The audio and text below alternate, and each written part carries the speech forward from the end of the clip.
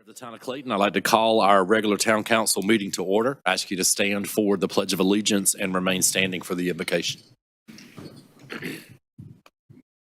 I pledge allegiance to the flag of the United States of America and to the republic for which it stands, one nation, under God, indivisible, with liberty and justice for all.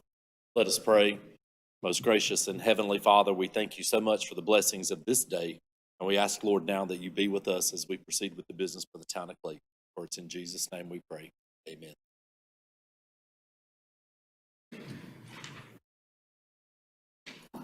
Do we have any adjustments to the agenda? Yes, just one I don't moment. think my microphone is on loud enough. Awesome, thank you. Any adjustments to the agenda? Yes, Mr. Mayor. Under the consent agenda, item 3A, the last set of minutes for the closed session, those will be brought back at a different date. So just that last bullet point under 3A. All right. So then I'll entertain a motion to approve the agenda as presented with that stipulation. Motion to approve. Second. We have a motion and a second to approve the agenda as presented. Is there further discussion? All in favor say aye. Aye. Aye. Opposed, like sign. Motion carries. All right, up next is going to be our sculpture selection for 2023-2024. I'll give the floor to our Public Art Advisory Chairman, Sarah Perricone. Wow, that was quick. I'm sitting back there waiting for, I don't know what I was waiting for. Good evening, Mayor, members of the council, staff. I'm excited to be here every March, and it's going to happen Friday. Friday, we put in the new sculptures. Now, actually, we have 3 already in, which is kind of unusual. But usually what happens is they come in on, like it would be next Friday or Thursday, they would take their piece out if they had one and then leave, or if they had a new one to put in, they would do it then. But this Friday, they came, all of them came and took theirs, but 3 of the people had been chosen, another of their pieces had been chosen. So they took theirs and then put their brand new ones in. So if you've seen some new ones, those are the 3, the rest will be put in on Friday. We had a really hard time again this year. I love it when the panel has a hard time because that means we're getting quality pieces from different places. We also have Rhode Island and Chesapeake, Virginia represented, and so New York again, Florida. So we're still being exposed to a lot of areas of the country. Now, if I get this right.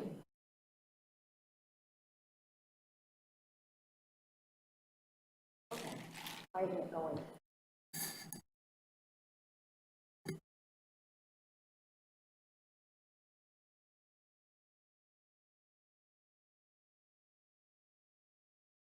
Okay. All right. This is the first one. This is Reflex. This is done by Mike Hansel from Middletown, Rhode Island. And needless to say, this is going in the roundabout because the roundabout demands a large piece. And this is 23 feet. So I don't think anybody's going to miss this when they go down by the roundabout. Now, I was going to give you a brief description of what all the artists, what their inspiration was. But I'm not going to do that, and frankly, it would take time. Plus, my feeling is that you should interpret it the way you see it, the way the piece of art. They're doing it from a completely different perspective and background as we would look at it. So you can just interpret this any way you want. But this is going to be, one thing is he wanted to emphasize is this is stainless, this is steel, and he wanted to show how flexible steel can be. So this is a biggie. This is going to be noticeable for sure. The next one is 3 Moons. Now, Hannah Gibran has, I think, just about every year. He is from Grimsland, North Carolina. Just about every year we've had one of his pieces. He usually does the blue with the orange or the red pieces. This is his. We had to make a couple adjustments on where we put a couple of the sculptures this year because of not being able to adjust things in time. So this is one of his 8-foot. This is going right out in front of the building here at the end of these steps that go nowhere. or if you know what I mean, because you can't do anything. It's going right out there at the base of that, so it's going to be nice. This one is Trinity. This is the one that we were hoping to be able to go on 70 and maybe at another time, but because of some of the issues that had to be addressed down there with DOT, sewer, and all of that, we weren't able to, which is fine. What we did now, and I don't know if some of you realize that at Springbrook, for several years, we had pieces out there in their roundabout. So I called the developer, Gabe Gouin, Atlas Stark, just to see if it would be possible to put one back out there again, and they were very excited about it. So this will be out at the roundabout, out at Springbrook. And I think you all know where that is, out there by the hospital. This is Cycle. This is a pretty big piece, Cycle. This is going in Horn Square, where Jack Howard Potter's swing was. This much too big for a pedestal, but we have that other base there. So this will be there. This is a pretty impressive piece. It's really nice. Now, this is one that is already in, if you've seen it, Teal Variable. This is absolutely a beautiful piece. Not the others aren't, but you've got to get up closely and look at this. His other piece was just sitting in Town Square last year. That's Glenn Zweigert. He had Malachite Voyager that was on the corner there of O'Neill and Main Street. The green one, it was kind of see. This is now sitting right in the middle of Horn Square on that pedestal. And it's beautiful because the top part spins. So Friday when he was putting it in was a great day for spinning. So, but you really should see this. And what Glenn likes is Glenn likes everybody to go up and feel his pieces, because all his pieces are built on unusual things. And those pieces and the stainless steel, the aluminum, is supposed to speak to the feeling that you're supposed to get. And you're allowed to touch. He wants everybody touching his pieces. So I can't reach it, but I'm sure you could. This is a fun one. This is Wonder. By the way, Glenn is from, he's from New York. He's the other one from New York. Now, this one is Wonder, and Abigail Law, she's from Chesapeake, Virginia. This is going to be really fun because this one's going in the library. We have two spots where the car was this past year. There will be some of these. And then we have a small pad that goes by the sidewalk that goes into the back of it. There will be more there. So it'll be almost like a garden. And we were only going to get 5. And Jim, good thing to have a good consultant, he called her up and said, we'd really like to balance this out. Could we get 3 more pieces? And so this is going to be really fun. Mr. High there, this guy is great. He is done by Mr. Steve Zawistowski from Jacksonville, North Carolina. And what it is that you see the heart. No matter where you go around him, you're going to see his heart. And he's just to make people smile. That's what Steve wanted. That's the way he does some of his sculptures, is just to create a smile. This is going to be where Joni had the leg in Horn Square. So that will be the other one. He's just going to be fun. I think people are going to really enjoy him. And then Adam Wall, he's the one who actually did the car that was by the library. We have a lot of Adam's work because it's so colorful and so unique. And this one's out at the community center. It mixes, he just loves using different geometric shapes and kind of shows the mobility, how they can be moved around and that. And so it's really brightly colored. It is really awesome. And then this is Pop Fly. This is by Christian Happel from Ruskin, Florida. He's done several pieces for us, and a wonderful young man. This has also been installed in Town Square, if you see it. This is based on his, when he was a kid and played softball and he had the Pop Fly. It's really fun piece. So that'll be out there. This one you can't see very well on this, but it is a bird. It's a raven. And this is from Tom Fram from Asheville, North Carolina. And that's 7 feet tall, and it's really, it's kind of hard because they put it in front of bushes and trees and stuff that you can't really get the full effect of it. But it's really, really terrific. It really is. So You saw the 3 that were already installed. All the rest will be done on Friday, so you'll be able to see them all over. And this year, we have worked out a great we have a great PIO office, I'll just tell you right now, with Nathaniel and Kat. I just want to give you a little example of how good they are, because, and I'll take the responsibility for this, but I never thought about the fact that we were having 3 of the sculptors coming in, taking their pieces and bringing them in. Well, they have to have interviews to go on for the website and for the brochure and stuff. And poor Jody, I grabbed him at the last minute, and he's got this huge job. Nathaniel's homesick and being gracious and having to help us squirm and get all this, and here comes Kat. So we did it. We got all 3, but she was amazing. Little problem with the equipment. She got that fixed right away.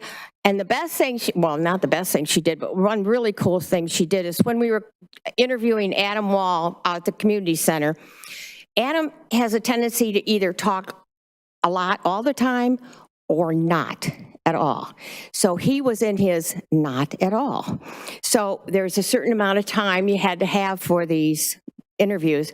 So he didn't have enough. So we finished up, and Kat said, well, I know how we can finish up. She said, what do you think? How do you like exhibiting in Clayton? It was a great question, and he gave a great answer. So I'm not going to tell you what it is, because then you can see the video.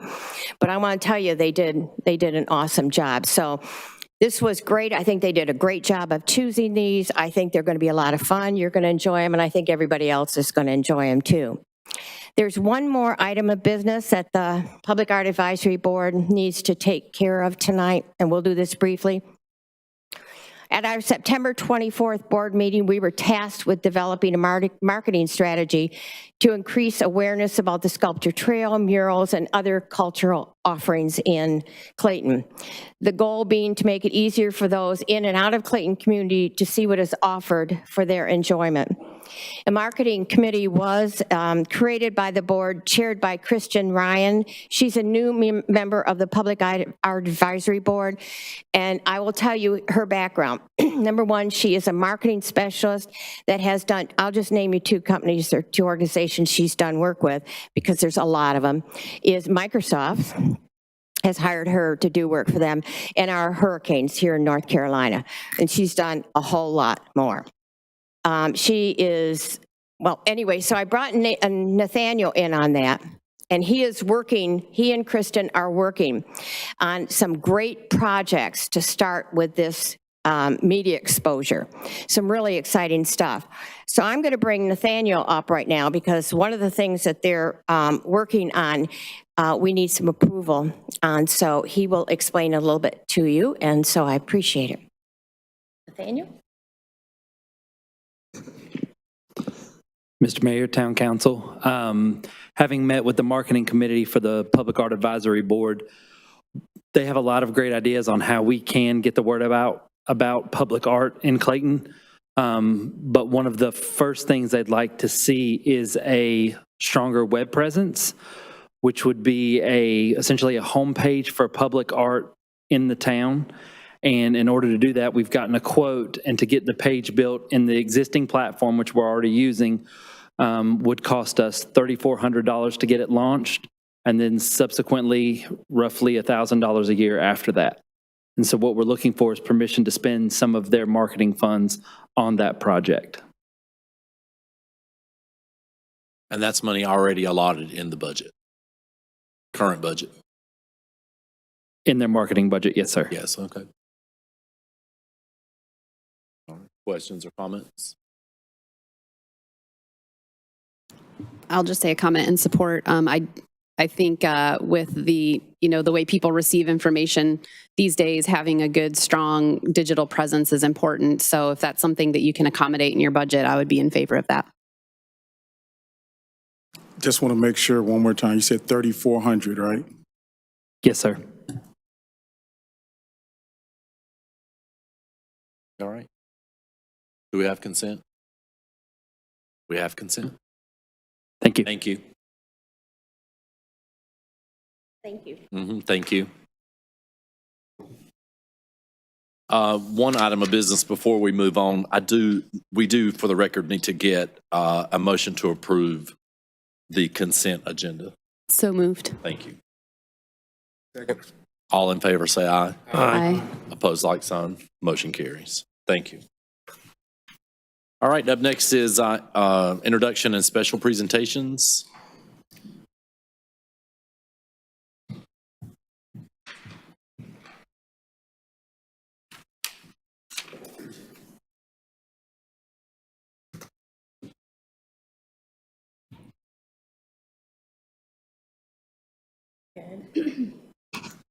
Good evening, Mayor and Council. I would like to introduce Sam Johnson Phillips, our new Deputy Town Clerk. She comes to us with 12 years of experience with the Supreme Courts of Virginia, serving as Deputy Clerk in the Traffic Division. In that position, Sam worked closely alongside judges in the courtroom. In addition to that, Sam also provided assistance to attorneys, law enforcement, probation officers, and as well as citizens. I am very pleased and excited to have Sam as part of our team. And would you like to say a few words? Sure. Good evening, Mr. Mayor, Town Council members. It's an esteemed honor to work here with the Town of Clayton. I look forward to working with each one of you. And yeah, I'm really excited. Awesome. We're glad you're here. Thank you. Welcome. Thank you.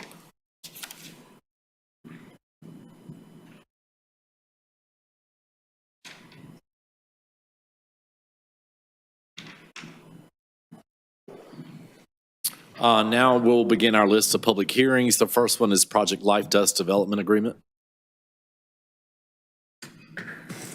Mr. Mayor, we will be postponing that once again to the April 17th meeting.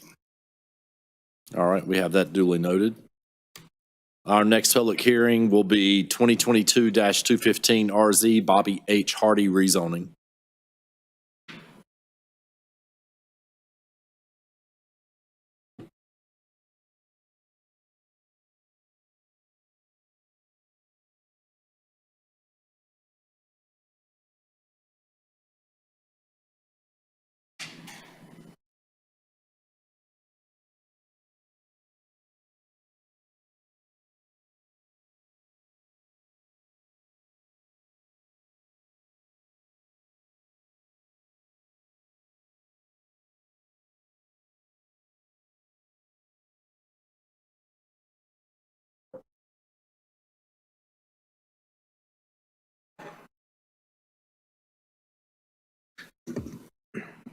Good evening, Mr. Mayor and Town Council. Tonight we have a conventional rezoning for you.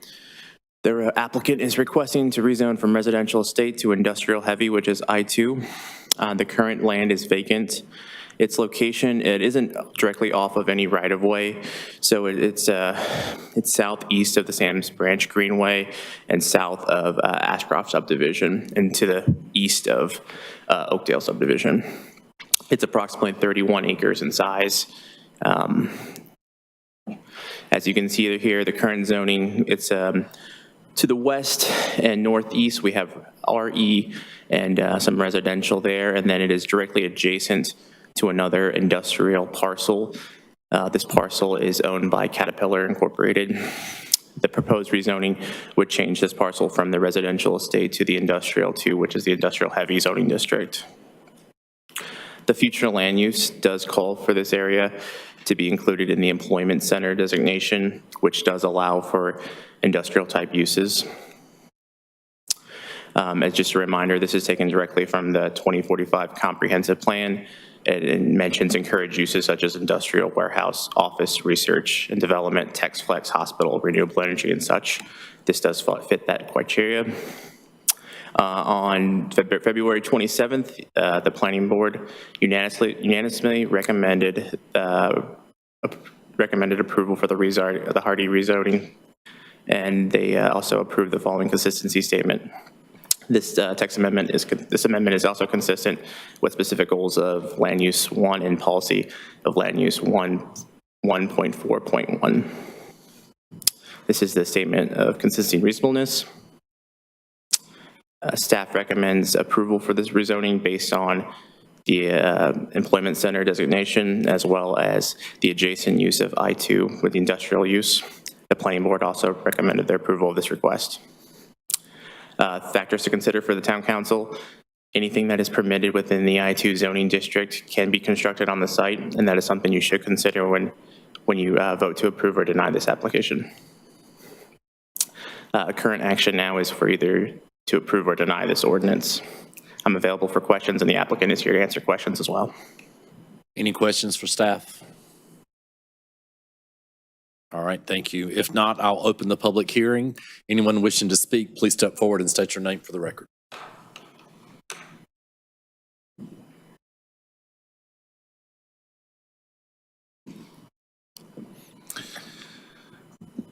Good evening, Mayor, members of Town Council. My name is Chad Essick. I'm a land use and zoning attorney with the law firm of Pointer Spruill in Raleigh, 301 Fayetteville Street, Suite 1900.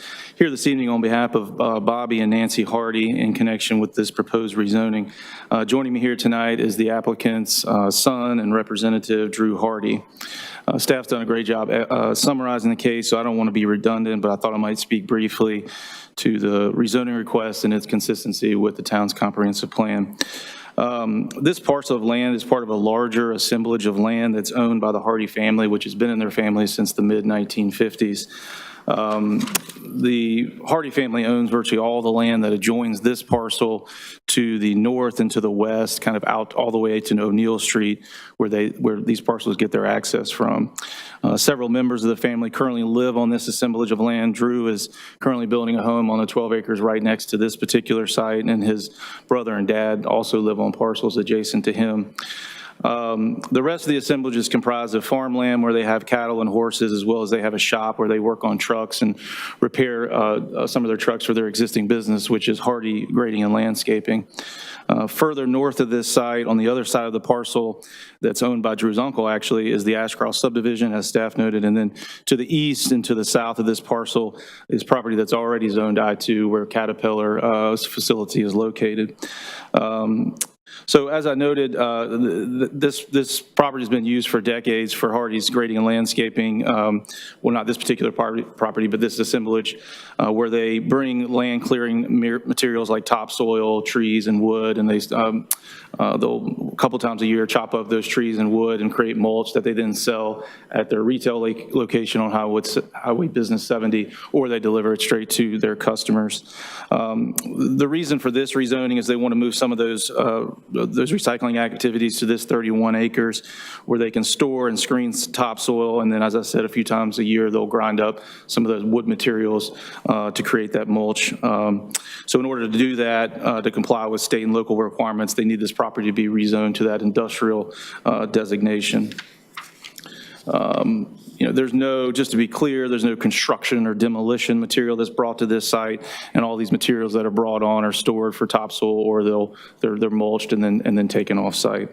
So as staff noted, this is designated an employment center on the town's future land use map, which encourages industrial recycling, warehousing, and similar uses. It's consistent with that designation on the future land use map. There's a host of policies that it's consistent with regarding encouraging non-residential uses in land areas consistent with the future land use map, as well as economic development policies related to retaining existing businesses and supporting local businesses like the Hardys have been for some time in Clayton. So there's a host of rezoning criteria that we've addressed and reviewed in our rezoning application. In the interest of time and efficiency for the board, I won't go through all of those, but of course, I'm happy to answer any questions that the board may have. We did have a neighborhood meeting for this rezoning on January the 11th. We did that via Zoom.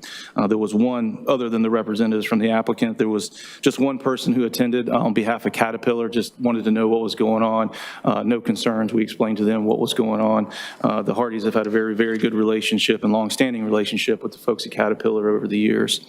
So as staff noted, staff is recommending approval, and the planning board unanimously recommended approval. So I won't take too much more time, but with that, Mayor, members of council, we respectfully ask that the board vote to approve this request. And of course, I'm happy to answer any questions, and Mr. Hardy's here as well. Okay.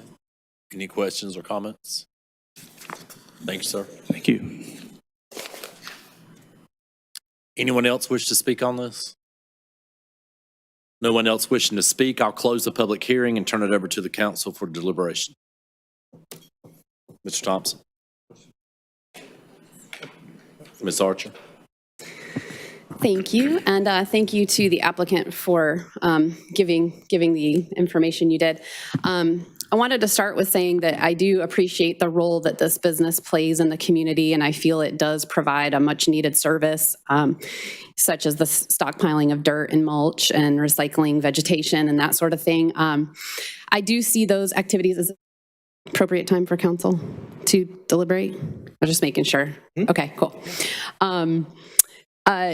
So I do see those activities as compatible with the current use of the property, that more in the lines of like an agricultural use. I also think that the property has good wooded vegetation in terms of screening for surrounding parcels.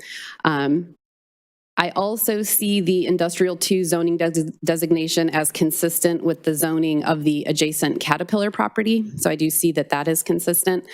I do have concerns with 2 of the rezoning approval criteria, and that is criteria 2 and 6. So criteria 2 is regarding the suitability of the subject property for uses permitted by the current versus the proposed district. And then criteria 6 states that it's a statement that says it has been determined that there will be no adverse effect upon adjoining property owners unless such effect can be justified by the overwhelming public good or welfare. So while I do think that the I-2 designation includes several types of activities that work fine for this parcel, such as the manufacturing and production of goods from composting organic material, that designation also includes activities that I don't think would be a good fit, and that is due to the proximity to residential parcels. So for example, in industrial 2, there are 3 uses that out of the many that I think perhaps the public would find troublesome. The first one would be a gun range. The second would be a waste service, which if you read the description at 155.307F, it said that a waste-related service shall include the following, which includes animal waste processing, landfill, incinerator, things of that nature. The other one I think could be an issue is 155.306F, and that is pertaining to heavy manufacturing. So for heavy manufacturing, it says a lot in there, including some uses that I don't think would be an issue on this parcel. However, that section does allow for any use that is potentially dangerous, noxious, or offensive to neighboring uses or those who pass on public ways by reason of smoke, odor, noise, glare. It goes on to state explosion, those sorts of things. In other words, a very heavy industrial use would be permitted under I-2. I doubt that that's what this family wants to do with the property, and I know that they spoke at the planning board, considering they live there and all of that taken into consideration. But really the day could come where there is a good offer on that property or anything, and it could be sold. And so when we make these zoning decisions, as the staff presentation stated, we really have to consider all the uses that are part of that category. In this case, for me, those potential uses just aren't compatible with adjacent residential development as seen on the map. I'm hoping there is another way to accomplish what we need here for this property owner and for this business. But in terms of the I-2 designation as a whole, without any opportunity to kind of rein that in or add stipulations, that's just where I'm at. I can't support that. Mr. Sims. I got a question for staff, and Councilwoman Andrea hit it really on the nail on the head, kind of feeling the same way. Just a question, how can we come at it from a conditional rezoning standpoint? I'm sorry, could you repeat the question? Conditional rezoning? This is a conventional rezoning, so it's just going to, you'd like to see this come back as a conditional rezoning? Is that what you're saying? Was that considered? Yeah, well, I'll let Director Howard answer that question. I believe we actually did not really, or the applicant did not consider submitting a conditional zoning because this, when upon looking at the future land use plan and looking at the surrounding zoning, we did, staff and the applicant felt that a conventional zoning could fit. If the council would rather see this as a conditional zoning, then ultimately the applicant would have to resubmit the proposal as a conditional zoning with the master plan and go back through staff review and then come back to council as a conditional zoning request. Thank you.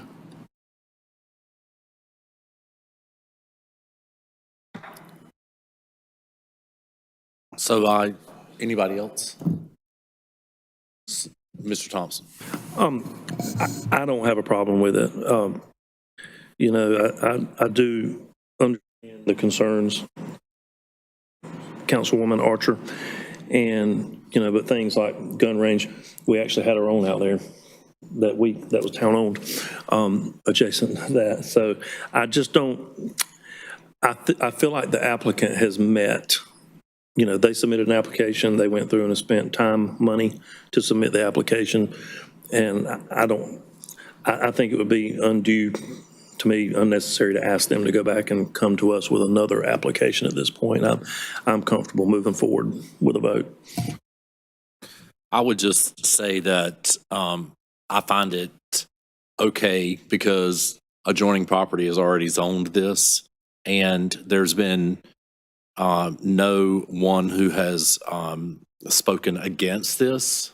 So everyone, adjoining property owners, all those invited, have not, said, this is not a good thing, we don't want it. And while it is true that in that zoning, the possibility exists for everything Ms. Archer mentioned, but I also know that as a family farm, there will be generations of Hardys that are probably going to live on this property, and they're not going to do anything to decrease the value of that property or the quality of life they've established out there. So for that reason, because it's already adjoining something that's already zoned, I would be in support of this. Could I ask go ahead. I have a question for the staff. I know we're doing a UDA rewrite right now, and conditional zoning is, I guess, one option, but obviously a traditional zoning request like this is another option. Is time of it the essence on this, or could this wait till the UDA rewrite because I think we're going to have a little bit more leniency in zoning request? That's actually probably a question better addressed by the applicant, if you would let them come up and address that question.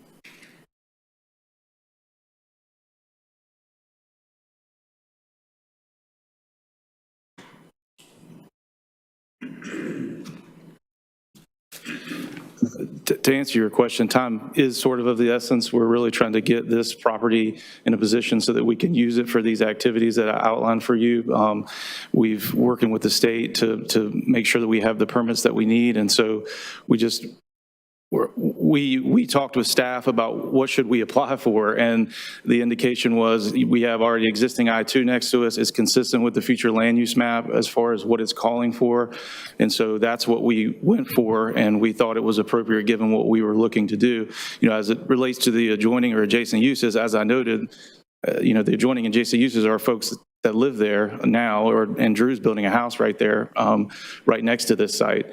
And so, we do think that what we're proposing is consistent with what's already going on out there. When we're already doing this composting, installing a topsoil, we just want to move it to this particular parcel, which is actually further into the site than where it currently is. And so to do that, we need to have this zoning designation, which has the recycling center and the other types of uses that would allow this. And so really, we were just, with going with the general I-2 zoning, we were following the direction that we received and what was what we thought was the appropriate zoning for the site, given the future land use map and what we sought to do. So we really, really would prefer to not have to have the delay and go through the process of that, given kind of the direction that we took, and we're kind of the path that we went down. So, and again, we've had those conversations with adjoining property owners. Again, most of them are us, but any of the neighboring property owners, and we haven't heard any concerns about what we're doing there now or what we're going to continue to do there in the future. So, again, we really would respectfully ask that we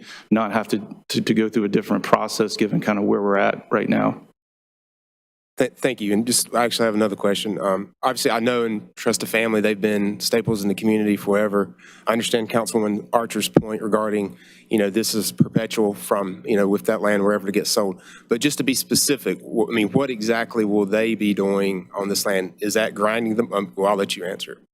Yeah, so it would be, their business is clearing lots for residential development, right? So there's a lot of dirt and fill that comes from those, and they bring it to this location, and they will screen that topsoil, they'll store it, and then when they have a customer that needs it, they'll take it to them. And then they'll also bring wood and wood and tree to the site, and then a couple times a year, it's not a daily operation, it's just a couple times a year, they will grind that up into the mulch, and then they'll either take it to their retail location to sell, or they'll deliver it directly to customers who request it. So again, it's not construction and demolition debris, it's nothing like that. It's topsoil, it's inert material that they bring from clearing lots to process and then take to the final end user. If I could ask another question as well. Thank you. Ben, if you wouldn't mind pulling up the slide. Oh, sorry, it was a staff question. I apologize. Yeah. Thank you for your time. The slide that had the employment center description. Okay. I just wanted to, and I appreciate the dialogue, and I see both sides of this. I just, from a resident's perspective, the fact that we didn't hear from anybody at the neighborhood meeting or, formally here today to speak on this. However, I just wanted to point out, if I'm just the average person and I read employment center description, I don't see anything about waste-related service can include animal waste, processing, landfill, incinerator, heavy manufacturing with dangerous, noxious, or offensive uses. So not only do I not see that here reflected in the public record, I also don't recall anything in the staff report. In fact, I had to, and that's not a criticism. I mean, there's a million uses for I-2. They could have been in the staff report, but obviously would have been pages. I'm not saying anybody would have necessarily read through all of that either. However, I'm just thinking of the average citizen who kind of read the staff report and read employment center designation. It just seems to me to not really be covering the depth of what's possible here. And again, I respect this business and the need they fill for this town. And what they've been doing with their business model. But when you change the zoning to this category, you're opening the door for everything within that category. And so not to beat a dead horse, that's just still where I stand with that. And I just wanted to point out the public awareness aspect of that. And I guess just the final thing I would say is there is another path for this property owner to continue with their business through a conditional rezoning or, later this year with a better process through our new and updated code. So my question then is for the attorney, and if this property is rezoned, anything that would be developed or anything that's listed under the employment center would still have to come back before this council for approval, right?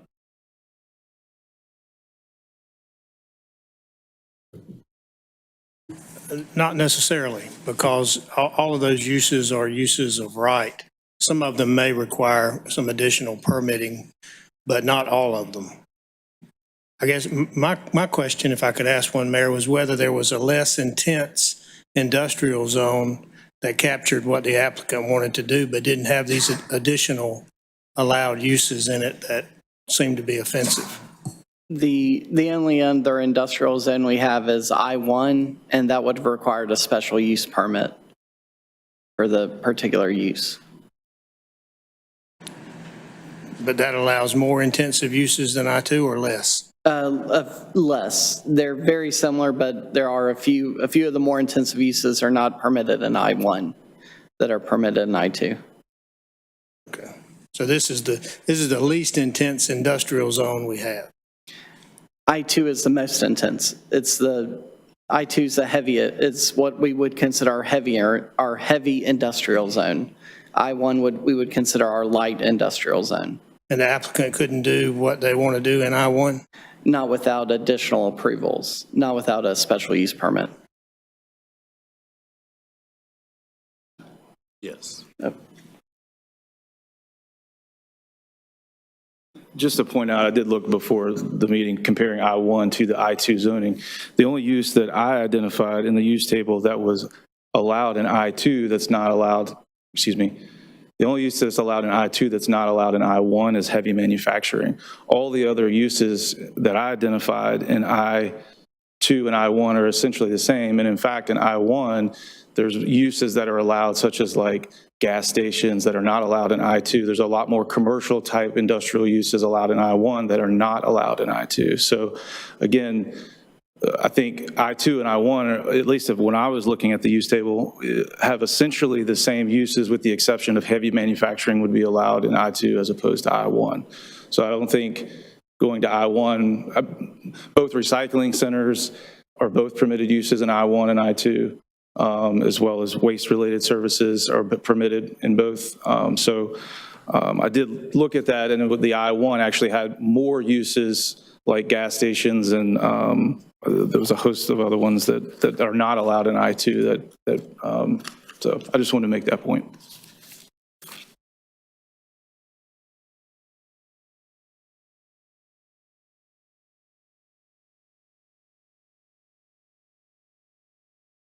Mr. Johnson.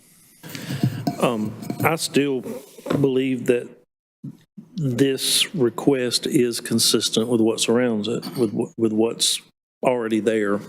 And for that reason, I'm willing to make a motion to approve the rezoning request for 2022-215-RZ and to approve the consistency of reasonableness along with it. All right. We have a motion. Do I hear a second? Second. We have a motion and a second for approval. Is there any further discussion? All in favor say aye. Aye. Opposed, like sign. Aye. No, aye. Motion carries. Thank you. All right. Up next is on the public hearing is 2022-146 CZM Academy Point Phase 10.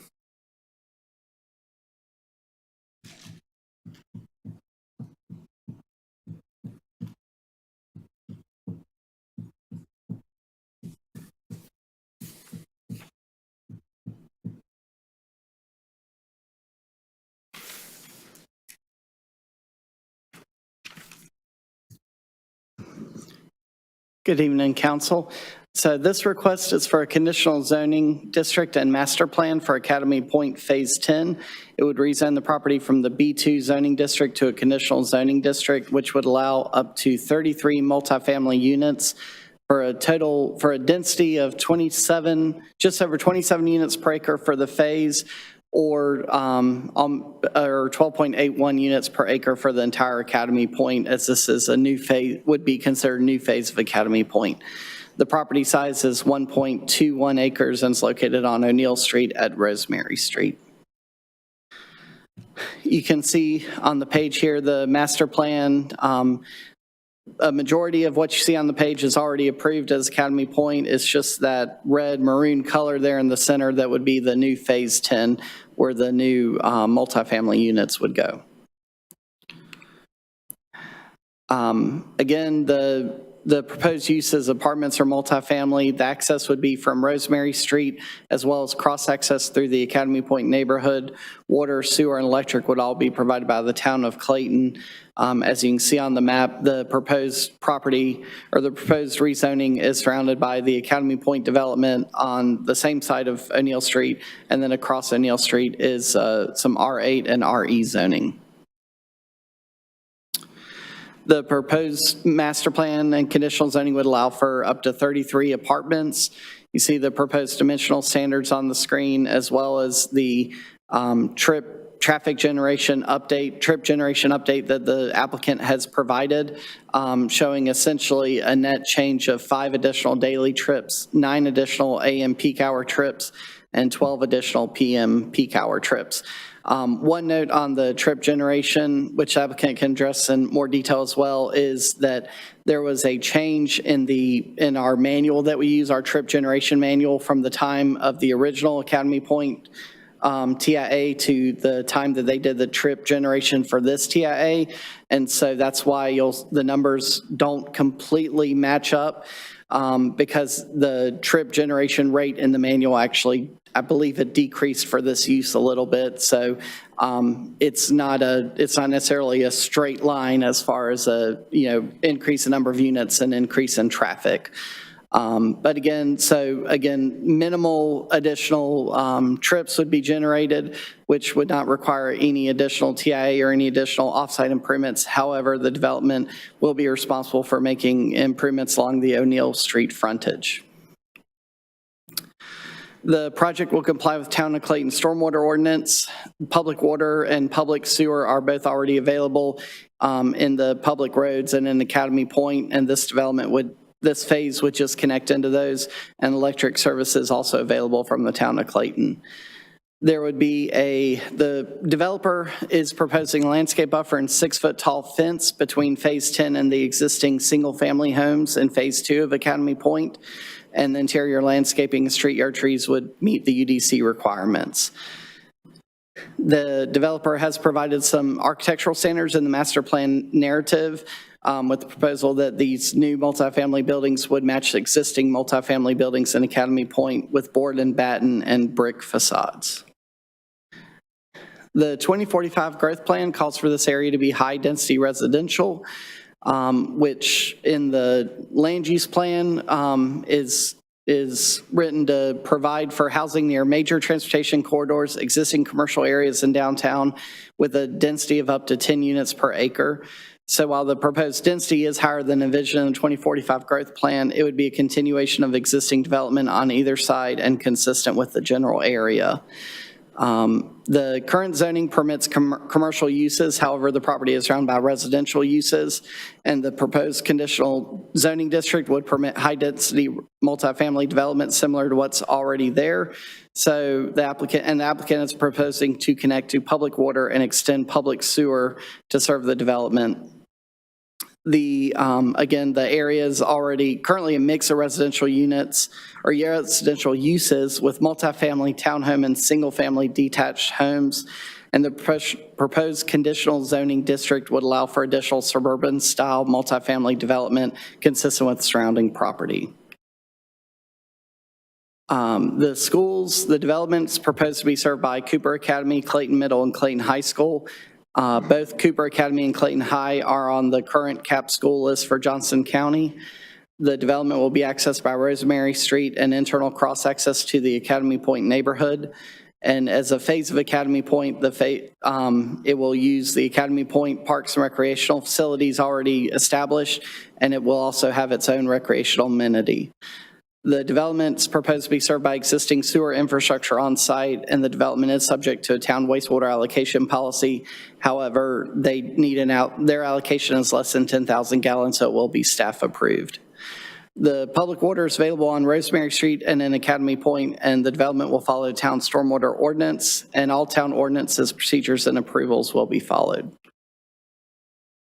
The development will be cohesive with Academy Point, with the existing Academy Point development, and improvements to existing public road network connectivity and public utility extensions will help to mitigate any impacts, and with imposed conditions, no detriment is expected to the general public. The master plan approval criteria is on the screen and is also in the staff report. Staff believes that the applicant has met the criteria through the master plan narrative, and proposed conditions. Considerations for the town council. The council shall consider recommendation of the planning board and planning director and shall adopt a written statement of reasonableness and consistency. The council shall approve with conditions, or deny the conditional zoning district. if the council wishes to impose any additional conditions, applicant must agree to that before any condition can be imposed. And the conditional zoning district master plan and narrative will be recorded with Johnston County and will run with the land and not expire. Staff recommends approval of the Academy Point Phase 10 Conditional Zoning District Master Plan subject to the 16 recommended conditions of approval. The Planning Board also unanimously recommended approval of the Conditional Zoning District subject to the 16 conditions.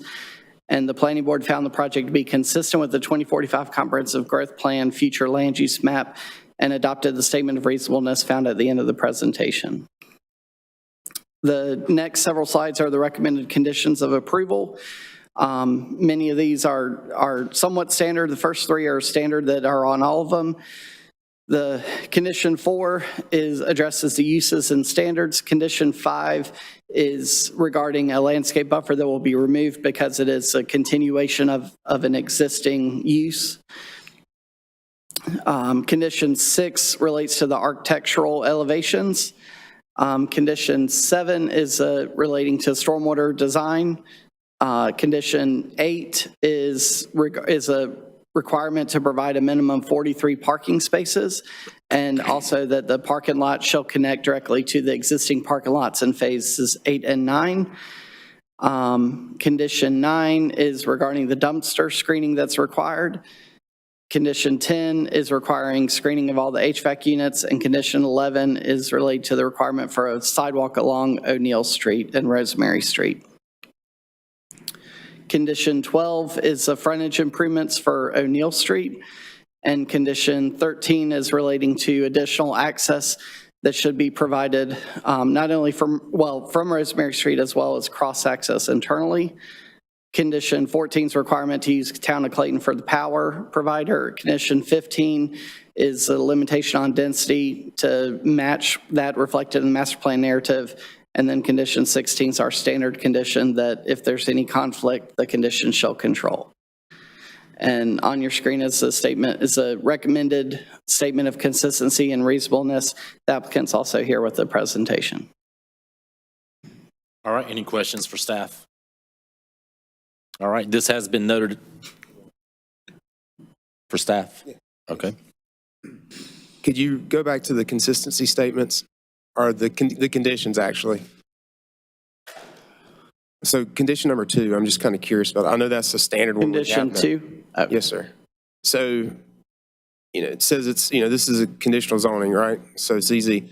It says except where specifically modified by the approved master plan. So do we know what those changes are, or is that, educate that to me for a minute, please. So on this one, so with the conditional zoning, the only unified development code standards or requirements that the conditional zoning can modify would be relating to uses in Article 2 and relating to use standards in Article 3, which this one really doesn't modify any of those standards other than it's going to be, they are asking for multifamily uses. As far as engineering and stormwater design centers, I think at this point we do not know that based on the conditional zoning that they've submitted and the approved conditions, there is no modification to those.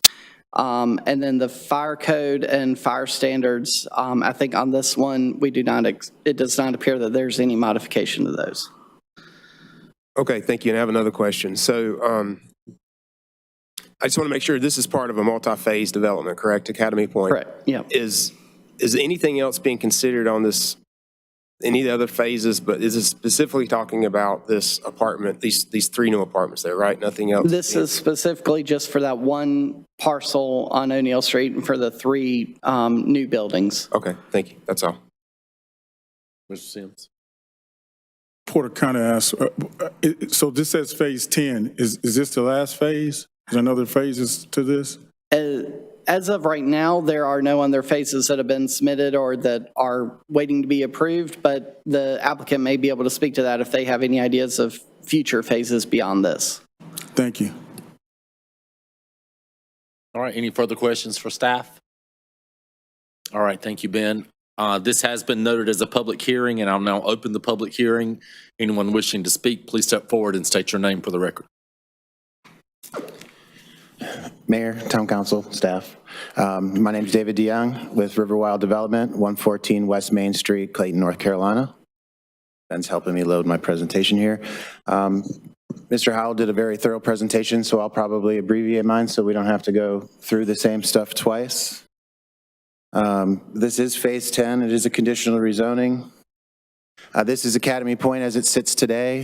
You can see the apartments along O'Neill Street, the single-family homes behind that. Cooper Academy is in the far rear, and you've got Rollingwood on one side and Eastern Carolina Housing Authority to the right. The first 9 phases of this development were approved in 2019. And originally, when we submitted it, it did include Phase 10. At that time, we were going to put 4 buildings and 44 apartments on the site. That particular parcel fell off during the approval process because of negotiations falling through with the property owner that owned the property at the time. We were originally approved at that time for 133 single-family, 12 townhome lots, and 110 apartment units.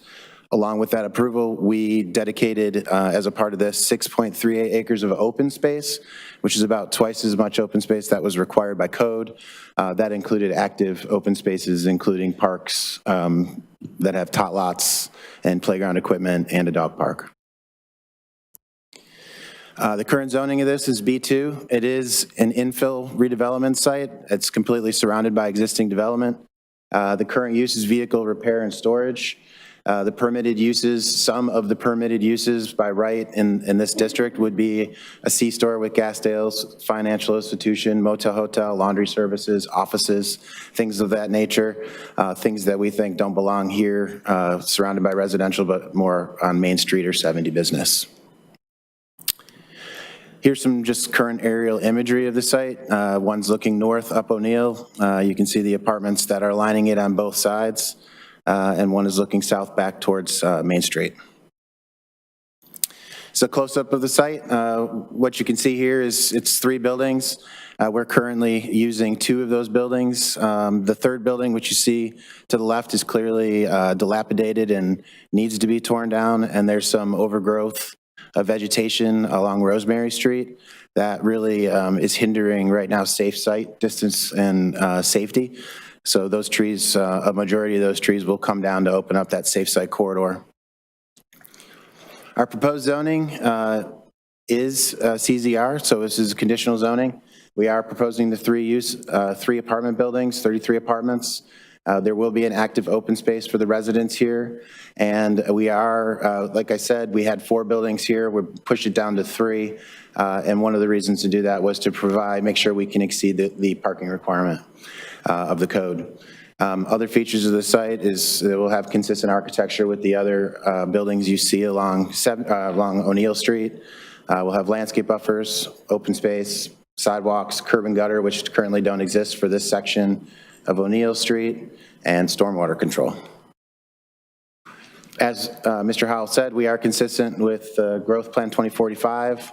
We do meet the requirements of the UDC. We are consistent with the design guidelines adopted by the town, and we will comply with the engineering design guidelines and stormwater management policies when we get to that. Oh, if I can back up, it's okay. So just for clarity on the traffic study, clearly when we put this into the process in 2018, it included the 44 apartment units. So those were included in the approval.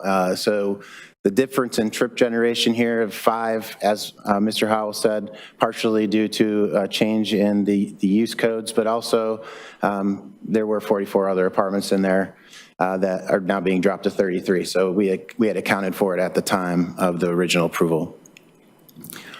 There are no new improvements required by the town or NCDOT based on the limited number of additional trips. But just to put it out there, the original traffic improvements were made to O'Neill Street, which included a left turn lane onto Rosemary. Oakdale Avenue was resurfaced. Rosemary Street was resurfaced. Wilson Street was resurfaced. And as a part of those, we had obviously new turn lanes. Curb and gutter was added to all the sections. The roads were resurfaced. A roundabout was added near Cooper, which improved Cooper Academy's access. And we've added sidewalk and handicap ramps throughout the entire development, both internally and externally, for pedestrian safety. And of course, there's a lot of walking kids that go to Cooper Academy, so they can use the sidewalks. Ben already addressed the consistency statements, so I won't address them again. I'm more than happy to talk to any of them if you see fit.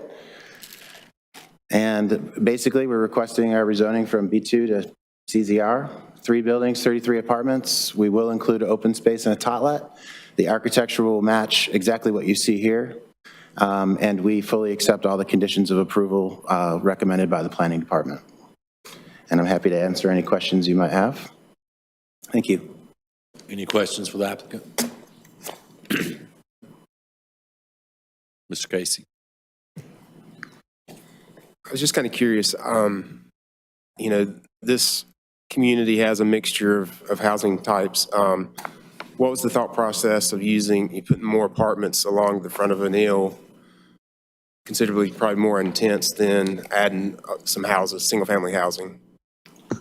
For this phase in particular? Yeah, for just this phase. I mean, what was the thought process to go behind putting the apartments versus you just wanted Sure. more? I mean, based on the size of the property and the limited driveway access to 2 O'Neill Street, you wouldn't want to put houses in that have driveways up front on O'Neill Street. The DOT frowns on lots of curb cuts. I think you'd end up with a bunch of curb cuts like we have further towards Main Street.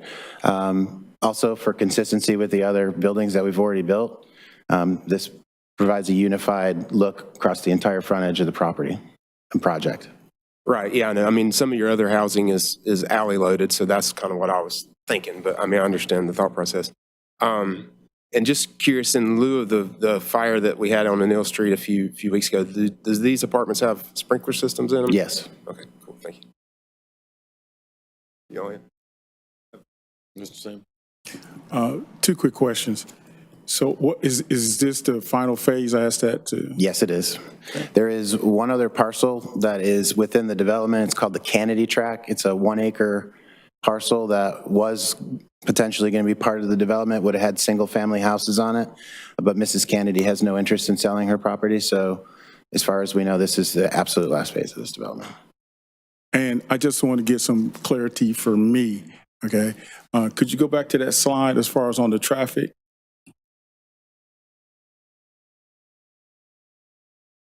Are you saying that the 33 apartments is going to do a +5 that's 5 trips that they're saying 33 apartments are going to generate? No, not at all. If you look at the third line, you'll see that it's got a code. It's 220.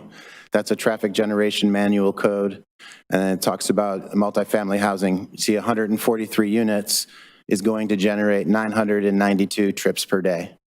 So if you divide 992 by 143, you're going to come out with something just shy of 7 units, 7 trips per day, I believe, per unit. Sounds about right. So no, that's how many trips will be generated per day. When we did the original traffic study, we accounted for 44 apartments on this site. So the difference between what we had accounted for the first time and using the new trip generation manual and 33 units, we come up with an extra 5 trips per day. Thank you. Sure. More. Yeah, I know a few people that live in these apartments. One of the concerns that they've had living in the apartments is, I guess, dog waste. So would the applicant be willing to take a condition that they would include dog waste stations in this particular, I know I can't go back to these other parcels, but this particular parcel, and obviously I guess that would be maintained through the HOA, through some sort of, I guess if there's dog waste stations, somebody's going to need to clean them up as well. So is that something? Yeah, I know the HOA for the single family portion of the development is looking to add stations, and we've talked about it internally, and we'd be comfortable accepting a condition to put in dog waste stations in this phase, and of course we're going to go back and retrofit them into the old phases as well. Okay, appreciate it. And if you don't mind going back to your slide where it said questions. Which one?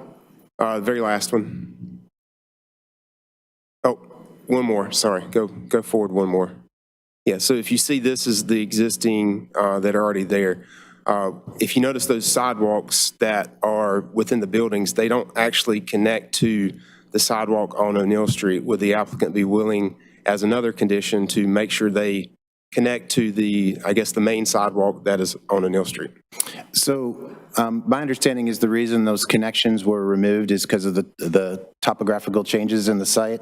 If you're standing on the sidewalk, there's about a 4-foot drop to get down to those sidewalks, and that continues along the entire frontage of the development. These sidewalks do wrap and go all the way in and around the back side, so there is a way to do that. The only way for us to go ahead and connect to O'Neill would be to put stairs in. And I don't know how staff feels about stairs going in.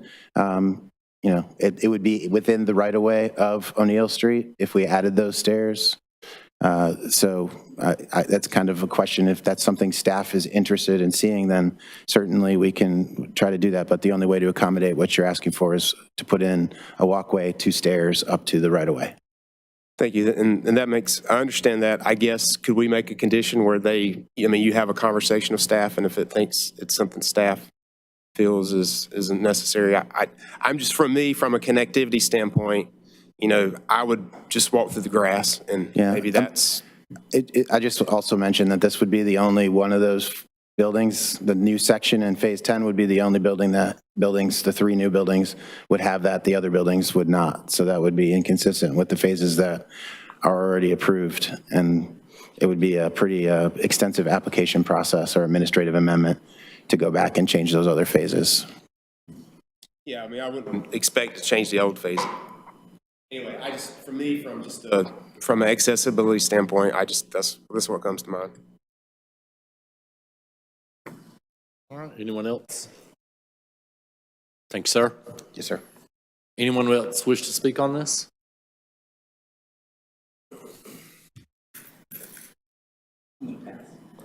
Hey, my name is Jeff Burke. I live in the property directly across from where Phase 10 is going to be going. I'm not really in opposition to them completing that, as it'll be the final stage. My question is more during construction of the rest of Academy Point. My yard, my house went through some changes as well. My water pressure is about half of what it used to be. Just the dust and dirt from the construction getting all of my property. And I was just wondering if there was anything this developer, in a sense, could do for me. Fair question. I said that's a fair question. Thank you.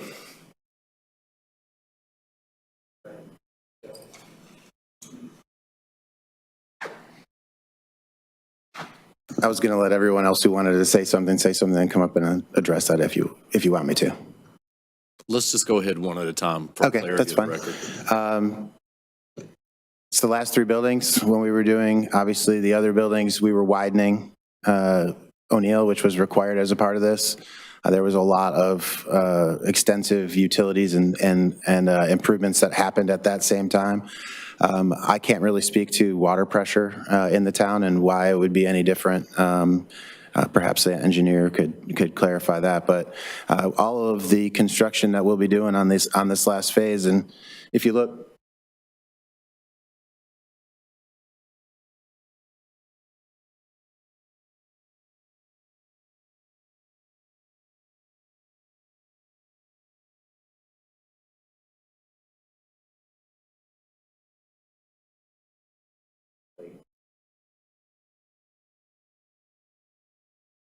So I'd just like to point out that directly across the street from this phase is mostly a wetland area that is completely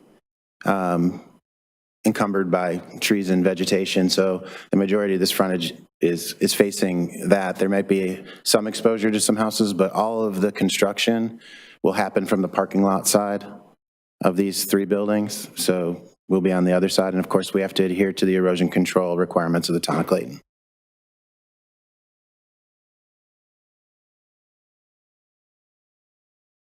Anyone else? All right, no one else wishing to speak on this. We'll turn it over to the council. I'll close the public hearing. We'll turn it over to council for deliberation. Mr. Thompson. A few things that I note. I think it appears this is going to significantly improve the sight lines to that area. That's already a bad intersection over there. And I think this will definitely help with the safety of people accessing O'Neill Street on the current streets that we already have. I think it is consistent with what is already there. And to me, that just makes sense. If, you know, it's not like some spot, something in the middle of it. This is going to match what's already there. And to me, as a resident, I'd rather see that than some completely different use go in there. What would concern me more would if we kept it at the current zoning and then convenience store, gas station. Those things to me would generate more trips per day than 33 apartments. So, you know, looking objectively at this, it's just consistent with what's there, consistent with our current plan. And I do like the improved, you know, the pedestrian improvements that are already, you know, have begun there, and that this will continue with regard to, you know, walkability, handicap access. I don't have any heartache with this. To me, it just makes a lot more sense than the other uses that could go as already planned, as already zoned there. Mr. Sims. So as a whole, I'm pro, believe it or not, development.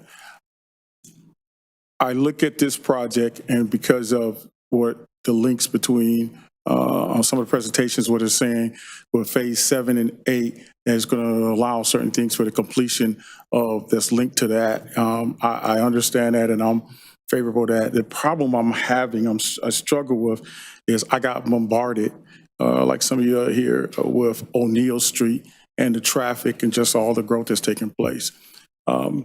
One particular mom just was just really hit to me saying that, hey, she goes that way every day, and just the traffic that keeps increasing. And, you know, though that this is something that's going to complete another phase, and they're saying that this is the last of it, I'm really struggling on this one 50-50, because at what point, as far as with O'Neill Street, are we going to deal as we continue to add things on? That's just my comment. So, you know, and I agree with that, and I received the same, you know, public sentiment email express. But am I clear in my understanding that there could have been 4 buildings on this parcel and they've reduced it to 3? So it could have been 4 apartment buildings? I understood that's what the initial application was. I'm not sure it was approved. It sounded like it was withdrawn before it was approved. Is that right, Toby? Or Dave? Yeah, so it was proposed but not approved. Yes, I believe the applicant said that the original approval envisioned up to 44 units on this particular lot, but then they could never purchase it. So those 44 units were not included in the original approval, ultimately. Is that correct? Yep. So this is less than what you could put on there. That's my point. Ms. Archer? I called on you. I run the show. Go ahead. Thank you, sir. I did want to echo Mr. Thompson's comment about the B2 designation, because we all received community feedback about this current proposed use. But I think if residents looked at what is possible to go there for B2, you might find that you'd actually prefer apartments over some of those other uses. As far as O'Neill, I know that we've gotten a lot of commentary from residents about O'Neill in the last week or two. And so all I can say about that for right now is I have it on my list here to make sure I'm very clear on what is the long-term plan for O'Neill and what the town's role in that will be, or what we can do about it, because we hear you, and I've driven it myself, and I know others here have driven it to see what you're talking about. And then I agree as well that this is just completion of a look that's already there.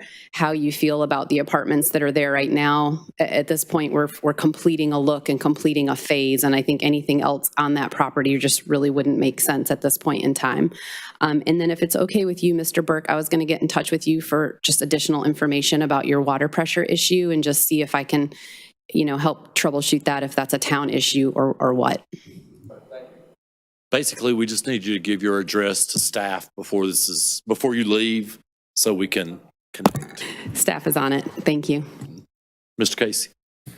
I just want to echo what everybody else has said. This is part of a phase. Me personally, I would probably have wanted to see something else there when this was initially approved, but unfortunately I wasn't on council at the time, and I understand obviously the purpose of what they're trying to do and what the intent is. There's a precedent being set for that particular location. But, we obviously have to think about what we do now impacts, what's going to happen later. And O'Neill Street is I remember back in the day when I was a kid, it was a quiet, sleepy street. It's no longer that at all. It's a pretty main thoroughfare through town. And we have to look at that street and how we really truly envision it. And I guess I'm going to have to be in favor of this particular project. All right. Anyone else? All right, I'll entertain a motion. Mr. Mayor, I'd like to make a motion to approve 2022-146-CZM Academy Point Phase 10 with the statements of consistency and reasonableness, as well as the agreed upon condition regarding pet waste. Second. We have a motion and a second for adoption of ordinance 2023-03-02. Is there any further discussion? All in favor say aye. Aye. Opposed, sign. Motion carries. Mr. Mayor, if I could interrupt. We received a total of 3 emails, 2 regarding Academy Point and Highland Park. The citizen would like these to be included in the record. However, we'll just acknowledge that council received a copy of each, and they will be included in the minutes tonight. One is from John David Millican. The other is from Shannon Peterson. However, when we looked up this gentleman's address, Johnston County GIS stated that he, by that name, lives in the county near Flowers Plantation. Okay. Thank you for that notification. And I have one more for Highland Park.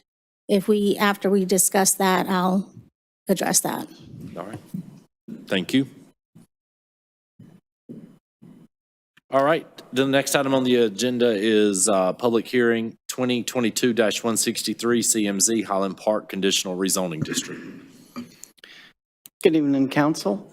So this is another conditional zoning request, also on O'Neill Street, requesting rezoning of property from RE zoning district to conditional zoning residential to allow up to 30 townhome units and up to 100 apartment units for a total density of 4.10 units per acre on a property size approximately 31.7 acres located on North O'Neill Street. This is the proposed master plan here. You'll see they are proposing a single access on O'Neill Street with 2 additional future cross-access points and fairly significant environmental constraints along with a proposed connection to the Sam's Branch Greenway up in the northern section of the site plan. So the proposed uses, again, are townhomes and apartments for a maximum of 130 units or 4.1 units per acre. Access off of North O'Neill Street, water, sewer, and electric would all be provided by the town of Clayton. The property, as you see on the map on the screen, is adjacent to property zoned R8, which is, I believe, vacant. And then just across Sam's Branch is planned development, which is Carolina Overlook Community. And then there's some additional property zoned RE between much of this property and O'Neill Street. You'll see the proposed dimensional standards there on the screen, and the traffic generation or trip generation is below the thresholds in the Unified Development Code. It's expected to generate 894 daily trips, 64 AM peak hour trips, and 78 PM peak hour trips. So while no traffic improvement analysis was required and no off-site improvements are required, O'Neill Street frontage improvements will be required. The project will comply with Town of Clayton Stormwater Ordinance. Public water is available on North O'Neill Street. Public sewer is available along the Sam's Branch Greenway adjacent to the development, and electric services available from the town. A Class C buffer and opaque fencing will be required around the perimeter of the development. In some areas where possible, existing vegetation may be used to satisfy the buffer requirement, and interior landscaping and street yard trees will meet the UDC requirements. At least 50% or 15.85 acres will be preserved as resource conservation area and open space in this development, and a greenway connection, Sam's Branch Greenway, and additional amenities are proposed. The architectural standards are provided in the master plan narrative. Summarized, the townhome area will include front door features, and they also have listed some limited facade materials, including fiber cement siding, brick, stone, wood, vinyl shake, or shingle. The proposed development, the 2045 growth plan calls for this area to be medium density residential, which is defined for a gross density of 3 to 5 units per acre, with generally less than 50% of the area being used for single family attached units or townhomes. The proposed density meets that envisioned in the 2045 growth plan. However, the 2045 growth plan does not really speak to multifamily uses in the medium density residential development. But this development may provide a transition, and staff believes this development is generally consistent with the growth plan. As far as suitability of subject property, the current zoning permits low-density residential uses, and the property is surrounded by residential uses.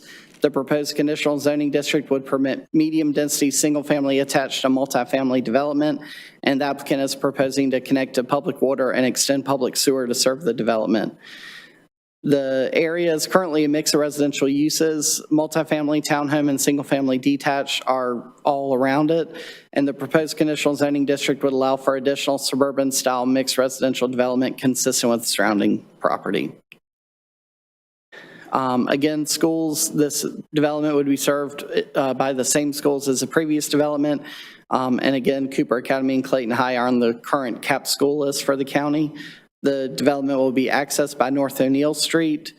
Open space residential amenities and greenway connection to Sam's Branch Greenway are proposed for parks and recreation facilities.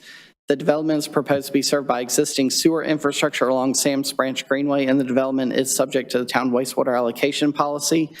And there is a wastewater allocation resolution that will be needed if this development is approved that Jonathan will speak to after I finish. Water supply, public water is available on North O'Neill Street, and the development will follow the town stormwater ordinance, and all town ordinances, procedures, and approvals will be followed. The development will generally match density and unit type of surrounding developments, and with improvements to existing public road network, connectivity and public utility extensions will mitigate impacts. And with the imposed conditions, no detriment is expected to the general public. The master plan criteria, again, is provided on your screen, and staff believes the applicant has met the criteria through the master plan narrative, and the proposed conditions. Again, considerations, town council shall consider recommendations of the planning board and planning director and shall adopt a written statement of reasonableness and consistency. The town council shall approve with conditions, or deny the conditional zoning district. However, the applicant must agree to any changes in conditions prior to the council decision. And the conditional zoning district master plan and narrative will be recorded with Johnson County and run with the land and do not expire. Staff recommends approval of the Highland Park Conditional Zoning District Master Plan subject to the 21 recommended conditions of approval. The planning board did voice concerns over the proposed access, aesthetics, and density of the proposed development, but did not recommend any changes or additional conditions, and they ultimately unanimously recommended approval of the conditional zoning district, subject to the 21 recommended conditions. And the planning board also found the project to be generally consistent with the 2045 Comprehensive Growth Plan, future land use map, and adopted statement of reasonableness found at the end of the presentation. Recommended conditions of approval, again, the first three are the standard conditions. Condition 4 is relating to the requirement for annexation prior to additional development approvals. Condition 5 is the limitation to 30 townhomes and or 100 apartments. And condition 6 is limiting the uses and standards and outlined in the master plan and master plan narrative. Condition 7's requirement for the development to provide either a dog park, mini park, neighborhood green or square, or unpaved nature trails as an additional amenity. Condition 8 is regarding the connection to the Sam's Branch Greenway.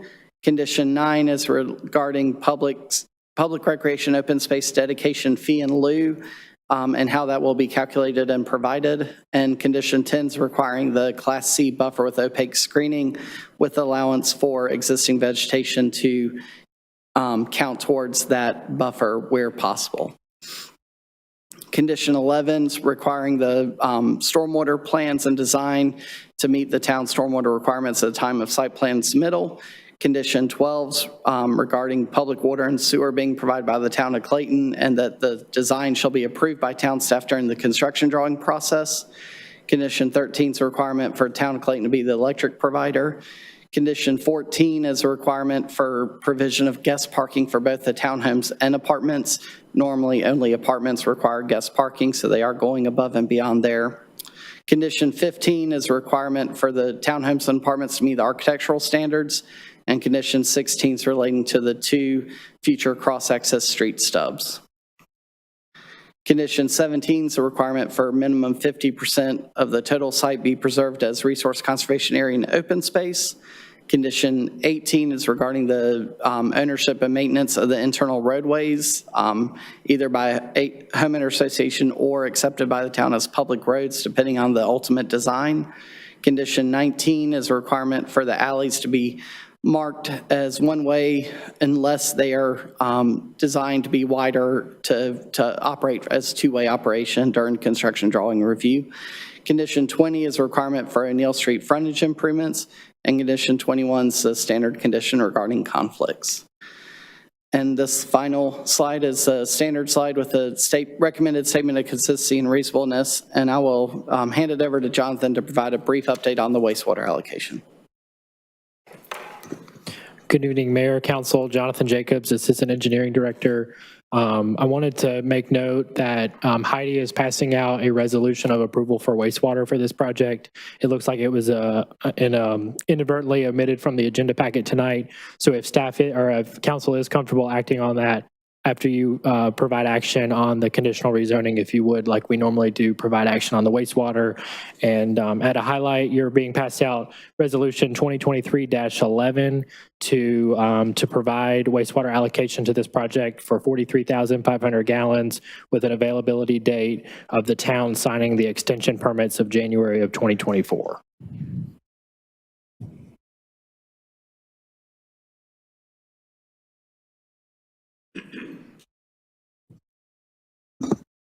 And with that, I'm here to answer any questions you may have. The applicant also has prepared a presentation. And again, this is also a public hearing. There may be public here to speak. Awesome. Any questions for staff? Mr. Sims? Can you go back to the traffic slide right quick?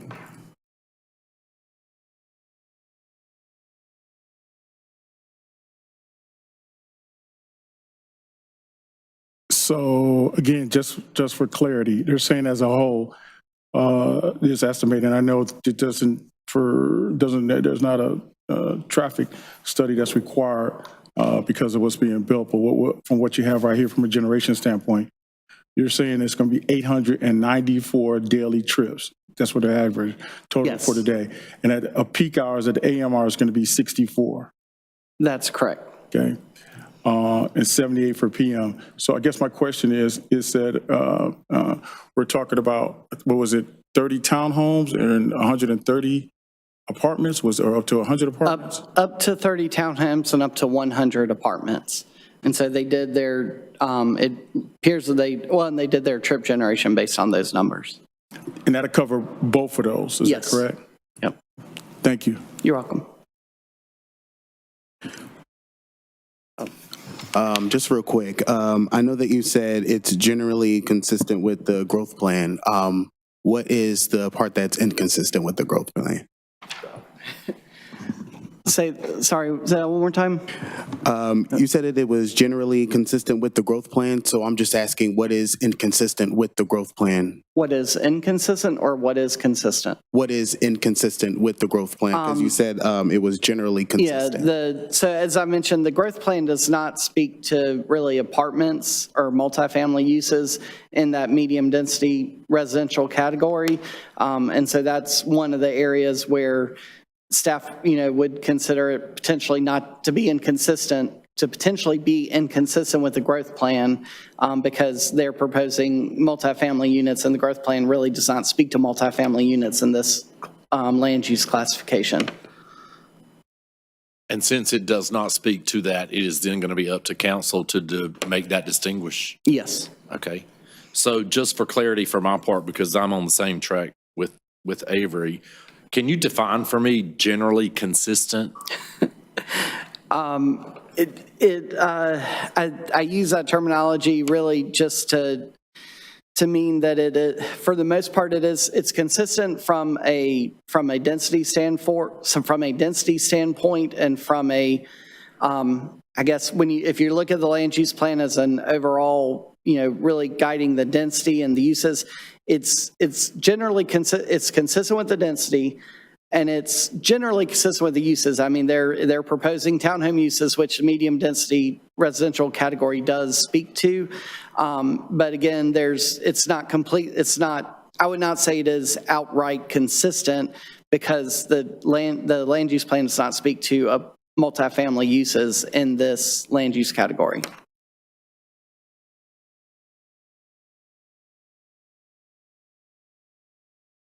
Okay. And I believe Jonathan wanted to address the traffic. I just wanted to provide clarification to Councilman Sims' question. In table 1 there, and I think we've got a consultant here to provide during the applicant's presentation, but that single family attached housing, which says LUC 215, that's land use code, that is for the townhome units. That's what the IT trip generation manual classifies for that attached townhome unit, which is considered a single family, and then the low rise multifamily housing would be the apartments. Outstanding. Thank you. All right. Any other questions for staff? Mr. Casey. So I'm going to ask this question like I asked the previous applicant. Could you go to the condition statements again?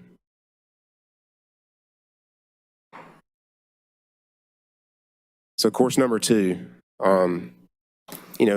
except where it's specifically modified by the approved master plan. Can you just repeat or highlight that again? Sorry. Yeah, so again, with this one, similar to the last one, there are with this master plan is not really modifying any of those standards. The one area where there, I think maybe some question is around access, but the town did have the town's fire marshal and the fire department was included in the review process for this development, and they did not have any concerns with the proposed access meeting the fire code standards. Okay, and then could you go to condition 21, I believe it is? I just wanted some more clarification on that one. Yes, 21.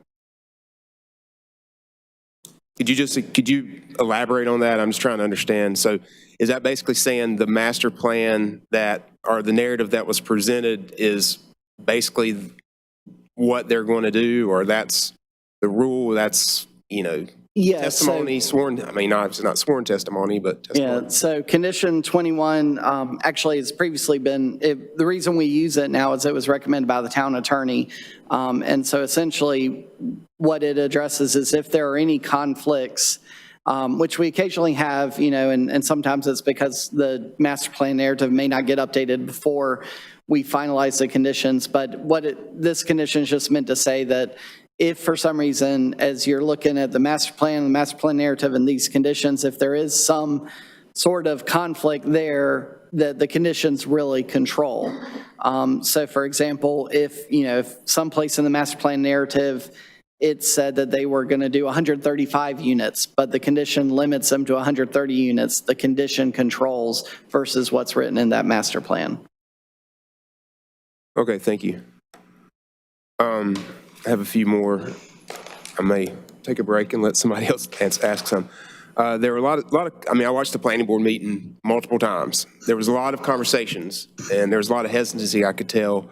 One of them was regarding the limited road frontage, and somehow or another, you know, there was a missing part of the code that was mentioned in the planning board meeting where there's, you know, 30 lots, but one single lot can consist of a multifamily development? Yeah, that relates to, in our code, we have access requirements. And the code, the way the code is currently written, it treats single-family detached or, it treats subdivisions differently from multifamily development. And so, you know, we've looked at it, we believe there may have been a drafting error at some point in the code that was adopted, but the way our code reads is if it's a subdivision where there's going to be individual dwelling units on individual lots, you can have up to 30 lots on one access. And then it says if you're doing multifamily development, you can have up to 100 dwelling units on one access. What it does not address is a case like this where you have a mixture of a subdivided lots and then also multifamily dwelling units all mixed together. The code does not speak to you can have X number of total units on one access regardless of number of lots.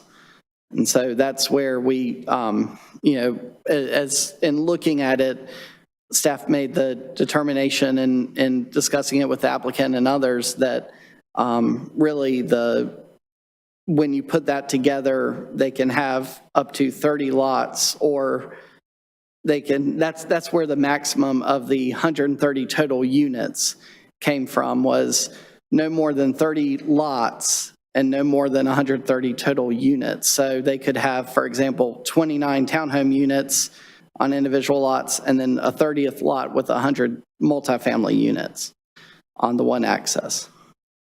So what if they had 31 townhome units? Then they wouldn't be able to have 31 townhome units because that would require 31 lots. But they can have 100 multifamily? Yes. Okay.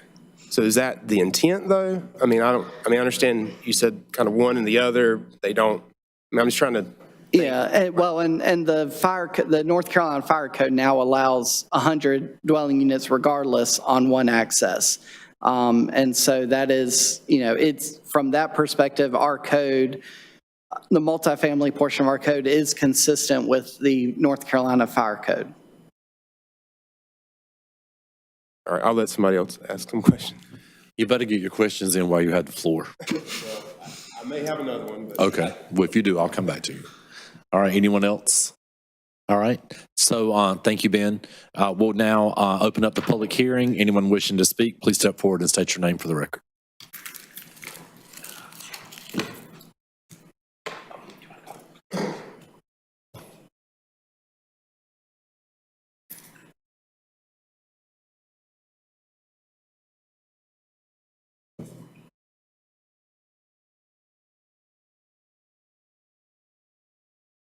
You don't never get nervous. Cool as a cucumber. Good evening, Mayor, members of council. Thank you so much for your time this evening. My name is Emily Bedingfield. I am the Planning and Entitlement Manager for Lipscomb Development, 328 East Main Street. A little bit of background about me for anyone listening or here who may not know me.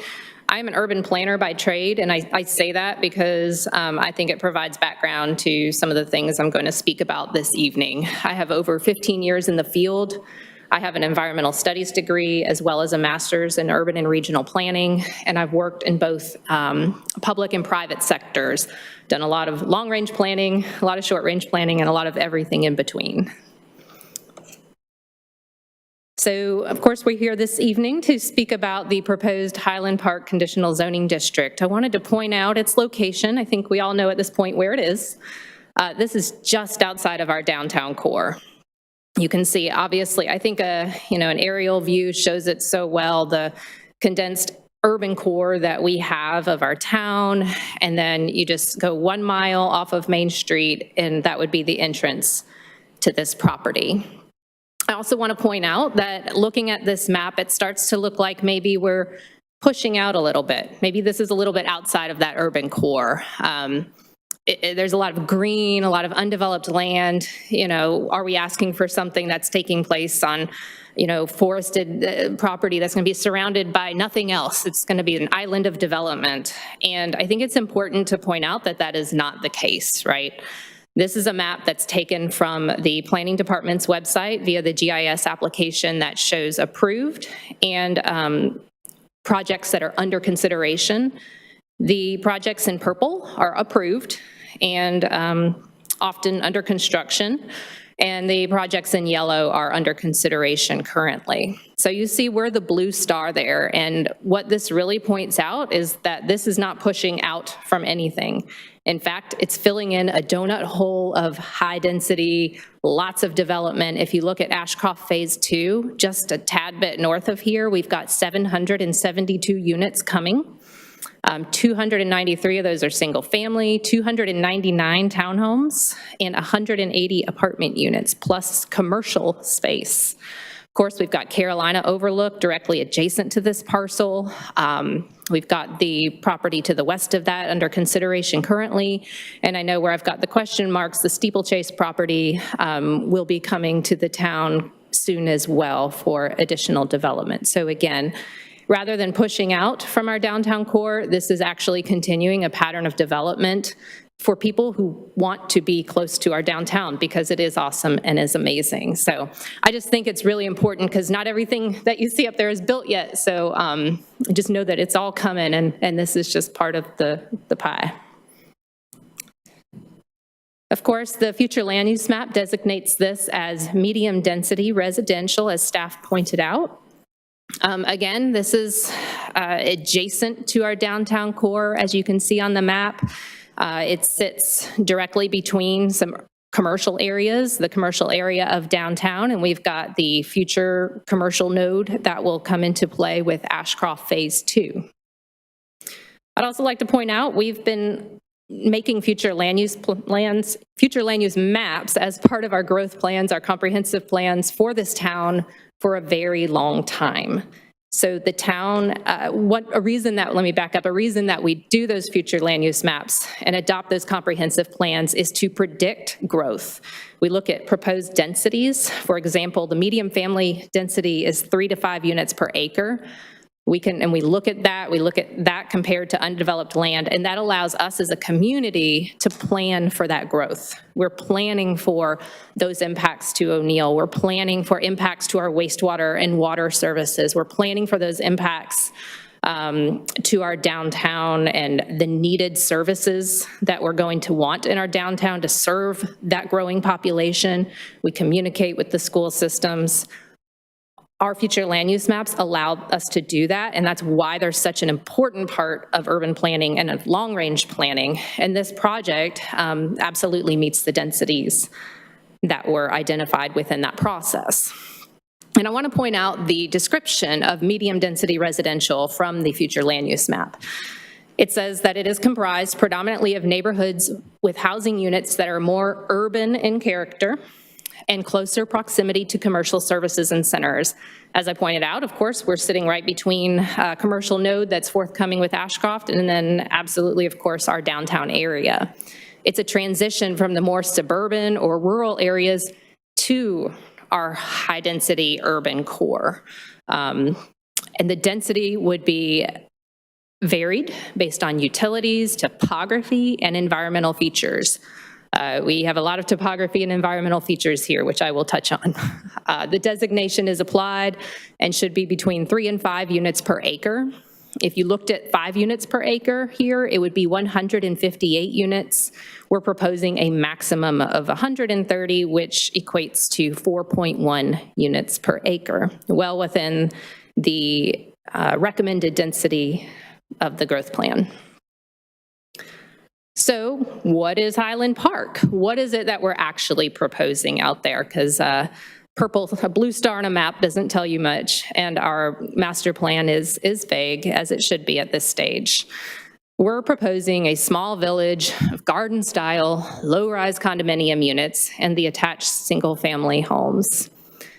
These units are all going to be surrounded by well-established woods and natural areas like streams. There will be a new greenway connection and a bridge crossing Sam's Branch Creek that will connect all of these residents to our expansive greenway system. Residents will be minutes, 1 mile from downtown, all the restaurants, arts, and shopping that are available there. We anticipate this project and homes to be geared towards families and individuals who want to live maintenance-free, enjoy close access to downtown Clayton, and be able to step outside their door into natural areas and the greenway recreation that will be available by way of that greenway connection that we will include. So I also like to talk about everything sort of that we went through to get here, because we didn't just sort of dream it up the day before we're speaking before you guys. This is something that we've been working on for over a year and thinking about and making decisions on and evaluating and wanting to bring something to the council that meets the goals and policies of this community and of y'all. Those evaluation steps generally, this is just a few, include surveys, natural feature identification, utilizing an environmental consultant. We use our civil engineer to actually calculate all of the slopes that are out there to determine those steep slopes. We evaluated very closely the future land use map and the growth plan to ensure that what we were bringing y'all is consistent with what we've identified as goals for our community. We did a thorough code review and went through our technical review committee to ensure that what we're proposing is consistent with our Unified Development Code. And we went through a lot of work looking at our driveway location with NCDOT and with our traffic engineer, as well as with our civil engineer. We wanted to make sure the driveway was good to go before we brought it to anybody. So the results of all of that evaluation generally brings us to constraints and opportunities, right? So the major constraints that we see on the property would be topography, natural features. As Ben noted, those create some pretty significant challenges as far as site development. We are limited to a single entrance. The topography and the very unique shape mostly of this property mean that there's only room for one entrance here, and without development of adjacent properties, there is no secondary access. Carolina Overlook did not put a bridge across Sam's Branch Creek, so we don't have an option to connect there. So we're limited to one access. Again, the unique property shape is limiting and directive in and of itself. And single-family detached homes is simply not a feasible option here.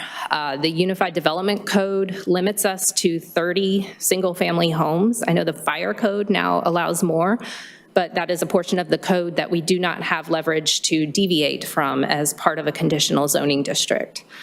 The number of units combined with the grading needs and the overall high level of costs it's going to take to develop a property mean that 30 homes on this property is simply not a feasible or reasonable way to use the property. It's just not going to work. We had to throw that one out. We looked at it, but had to throw it out early on, and there's nobody who could make that work. However, when we all these constraints, I think, might turn a lot of people off. We see them as opportunities. So we see opportunity in the fact that the property is adjacent to Sam's Branch Greenway. So awesome, we have opportunity to put in a greenway connection. All those natural areas and steep slopes means lots of protected forest and views and opportunities to get people into those natural areas with that greenway connection.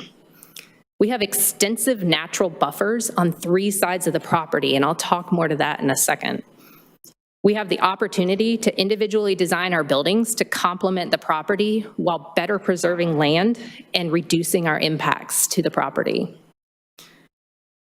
All of that leads us to the only solution for this property, which is condominiums. And I'd like to point out that I know we can't condition ownership legally, but our intent is to develop these as condominiums as well as the attached single-family homes. So let's talk about some of these opportunities. One is the site layout and grading. Our intent is to use individual building design by an architect specific to this property so that each building will be designed to best fit the topography and reduce overall grading needs. What that means is we'll be looking at things like stepped design, construction into the slopes versus pad grading. So instead of going out and just putting a flat piece of dirt, which usually requires a lot more grading and dirt movement and more retaining walls, we'll be able to build into the slope a little bit more. We have options to look at things like smaller buildings, which could allow us to be more creative with the way that the grading will take place on the site. By clustering and grouping our buildings, again, we're reducing our overall grading needs. Finally, we can arrange those homes in order to maximize the views and access to the amenities. Again, another opportunity is building design. These will be unique, high-quality buildings that complement the surrounding environment, and we're really excited to work with an architect to do this. These will not be architectural renderings we've purchased off a website. They will be individually and uniquely designed for this property. These are smaller scale condominium buildings. The term would be garden style or low-rise condominiums. We envision light-filled residences that are going to look out to those beautiful woods that really surround this property. One thing that we've committed to ensure that high quality is to prevent vinyl siding by limiting us to things like cement board siding or hardy plank and stone and maybe wood, but those are typically what we're going to see on applications like this. That's certainly going to ensure a higher level quality of design that I think is something that reflects some of the hopes of quality that this council has expressed in the past. Natural buffers and compatibility. So as I mentioned, there are expansive natural buffers out here. What that means is most of this property is going to be hidden from view. When you're driving down O'Neill Street, you are not going to be able to see what's going on in there because we are 500 feet for the majority of what would be the developed portion of the site from O'Neill Street. And that 500 feet often includes streams, slopes, and most certainly forested lands. Same to the north. From the Carolina Overlooks area, we're another 500 feet, and that's significant wooded areas, floodplains, and stream buffer. To the west, we have a Class C buffer, which is the most intensive buffer that this town has in the Unified Development Code, and we've been in communication with that property owner, and they have no concerns about the impacts to their property. As I noted, we really want the residents that move here to enjoy an active lifestyle and the natural surroundings. One thing that I'm really excited about here is the greenway connection that we've proposed. That's going to be approximately 1,000 feet plus a pedestrian bridge, which let me tell you is no small cost. The amenities, as you guys are very well aware. Amenities will include one or more of the following: of a neighborhood green, a mini park, or a maintained natural path through the wooded section of the site. There's a really lovely wooded section area down by the stream that we would love residents to have the opportunity to enjoy. Finally, at least 50% of the site will be preserved as open space. I'd like to point out that that's at least 50%. When you develop a site as condominiums, all those areas around the condominiums will also be open space. We don't know exactly what that final number will be, and we won't until the construction drawings are complete, but it will be well above 50% once you account for all that green space that will surround each individual building. And I'd like to talk just a little bit more about the Greenway because it's something that is very important to me as part of this request. As I mentioned, it's very difficult. We have steep slopes to get down. We have a stream to cross. It's very costly, but it's very, very important. The Sam's Branch Trail is part of the East Coast Greenway and the Mountains to Sea Trail. Once residents get on the trail, they're just 1 mile, which is a 5-minute bike ride to Municipal Park, which is our new signature park for the town of Clayton. So I'm really excited to put residents that close to the park. They're also just another 5-minute bike ride the other direction to what would be the future Loop Road Park, of which the town is embarking on a master plan process to design that in the near future.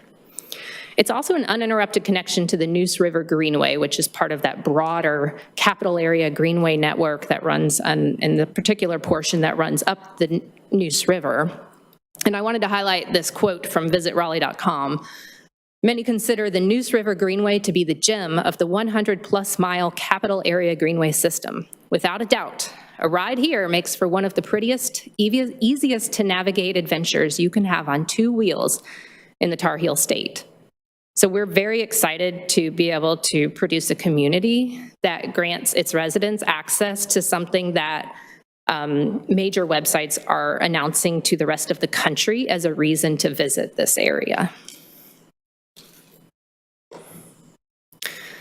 As for the layout of the streets, as I mentioned, we have a single entrance off of O'Neill. The layout, as is typical with most developments, generally follows topography. It's following the ridge of the land, the highest topography out there. It's going to be a long entrance. That's by necessity based on the configuration of the lot. It's just very narrow relatively narrow as you enter. And we do have 2 cross-access connections that will be provided. I wanted to speak to the location of those cross-access connections because I know there might be some question as to why we put them exactly where we did, and it wasn't without consideration. The western access aligns with the topography of that property to the west. We wanted to make sure that we weren't dead-ending it into a ravine or somewhere where that property, if ever developed, would make a logical connection. The property or the cross-access connection to the east was selected because it allows us to provide access to 2 undeveloped parcels over there. And so by putting it on the property line between the 2, we were able to satisfy that connection with 1 entrance, which was great. The design of the entrance will be a landscaped median. It will have, of course, street trees with that long entrance driveway. We're talking 350 to 400 feet before any home construction will begin. As I noted earlier, that means very little visibility from the right-of-way. I have a picture of Ashcroft's entrance up there. I think it will probably be fairly similar from a visibility standpoint, right? As you drive past that and you look down, you're not seeing a bunch of homes. You're seeing a tree-lined street leading into a community, which I think is quite nice. So I'm going to speak just a second to some driveway impacts, and then I'll bring up our traffic engineer to speak some more. Just wanted to point out that North O'Neill Street is, of course, in North Carolina Department of Transportation Street. Driveway permit from the North Carolina Department of Transportation is required. They've already told us that they will require turn lanes to offset any potential impacts of this project. We weren't required to, but we completed a driveway certification. What that means is we had the civil engineer for the project go to the site and kind of look left, look right, make sure that we have adequate sight distance and visibility in both directions so that a driveway can be safely located at that spot. The O'Neill Street frontage improvements will be consistent with the transportation plan. As staff noted, generally that would include right-of-way dedication, side path development, and things of that nature as dictated by that adopted plan. And I want to speak a little bit more to the NCDOT driveway permit. So DOT has a FAQ section on their website, which I thought was really helpful. Two of those questions really speak to driveway permits at this level where a traffic impact analysis is not required, because I think it's important to note that just because a traffic impact analysis isn't required, it doesn't mean we're not looking at or required to offset any potential impacts. All it means is we are not doing that level of review, right? So their FAQ site says, why is a driveway permit required? And I'll just read the highlighted section here. It says, the traveling public has entrusted to NCDOT the regulatory authority to assure that any driveway connection requested onto the public transportation system must be safe, efficient, and minimize impedance to traffic flow. It then goes on to say, what does the driveway permit cover? It says, normally all aspects of traffic flow and safety are addressed through the driveway permitting process. This includes drainage design, traffic impacts, and motorist safety aspects of this specific access request. So again, this is not something that's done without any look to offsetting those impacts. Between the driveway permit and the requirements of the transportation plan, it very much looks at the impacts of this many units and those specific traffic counts that we provided. So I do want to bring up Travis Flewitt of Kimley Horn, who is our traffic engineer for the project, and have him speak to just a couple more points that I think will help you all with your consideration. Good evening, Travis Flewitt with Kimley Horn Associates. Ben, Jonathan, and Emily really said everything I was going to say. They've stolen my thunder, so I will just briefly reiterate that the site trips do fall below the TIA thresholds. Those thresholds are set because developments that generate fewer trips are generally not going to have significant impact at offsite intersections anywhere other than their driveways. And as Emily mentioned, we have coordinated with NCDOT and fully expect that we are at a minimum going to be installing a left turn lane on O'Neill Street into the site access. So it's not like we're not doing any improvements. We are doing a turn lane in our driveway to mitigate our impacts. And I think to Councilman Sims' question, multifamily developments like this generate fewer trips per unit on an average basis than single-family developments, about 7 trips per day or 0.7 trips during the PM and AM peak hours. The reasons for that are myriad. You have fewer residents per unit. They may not work typical 9 to 5 jobs. They may work shift work, or they may be retirees who no longer work a regular job. So the trip generation is lower. So multifamily developments are a good way to provide more housing with fewer trip impacts. And then when you distribute that traffic north and south on O'Neill Street, the trip impacts will be reduced. So glad to answer any questions you may have. How many vehicles can line up to turn off of O'Neill Street into this driveway? I don't know that we've designed the turn lane yet. In the peak hours, the trip generation was about 16 entering in the morning and 48 entering in the afternoon. So less than 1 per minute on average in the afternoon, which is when most people are coming in. So even if all 48 were turning in, about 1 per minute. So I would expect at a minimum, we're probably going to have 100 feet of storage. So storage for about 4 vehicles. So, but again, that'll be worked out with design with DOT. That's a concern to me because high traffic times, both coming into Clayton and going out to Clayton, I see it up and down Highway 70 with people trying to turn to go south and to go north. They've had to extend a lot of those turn lanes to accommodate additional traffic so people aren't just like pulled over to the side of the road waiting. That's a concern that I have. So that's why I'm asking the question, how many cars can actually line up in the turning lane on O'Neill Street to be able to access the drive and you're telling me currently around 4. That would be my guess. Again, I haven't been involved in the design, so I don't know if there is a design for that turn lane yet. I know we're going to have to put one in.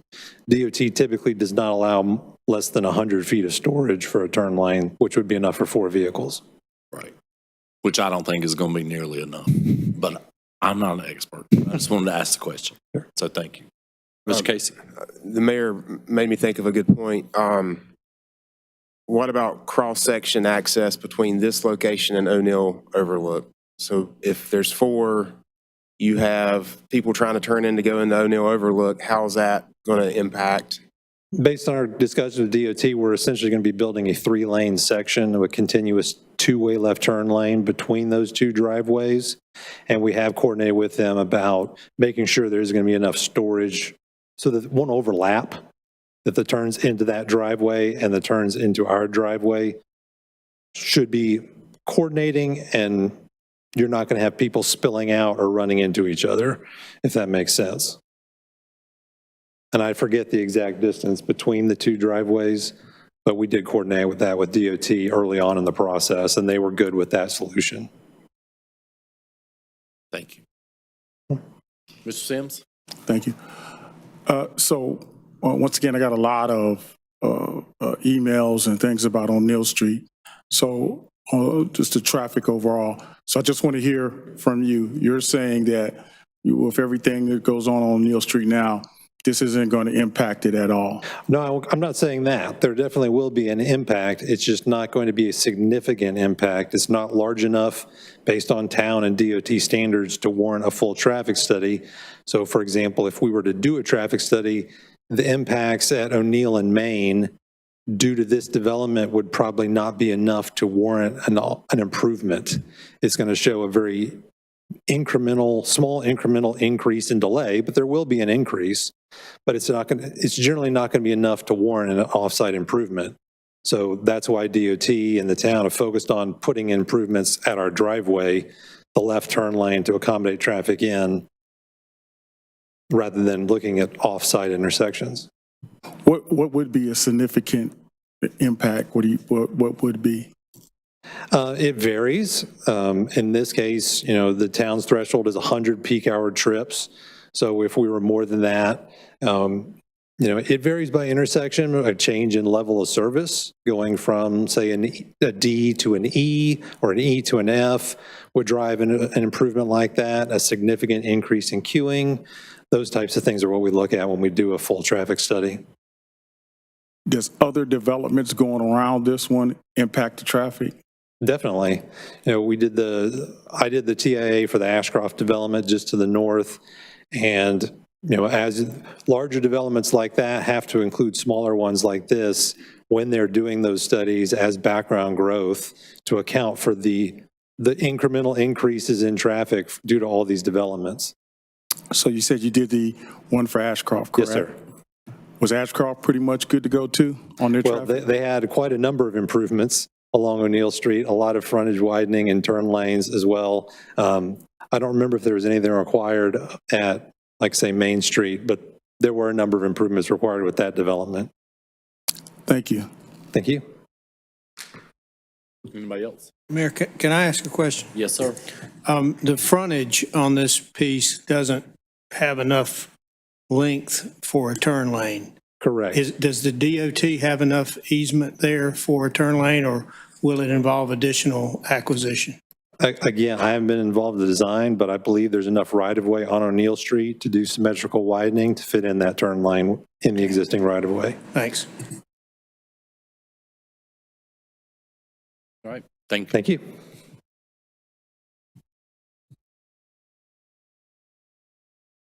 Thank you. And if there are more questions that you think of about traffic, Travis will be here all night. No, he won't either. But I did think that was very interesting to speak to, again, just that fact that no one is saying there will be no impacts. You can't do anything with having zero or reduction of impacts. That's simply not the case.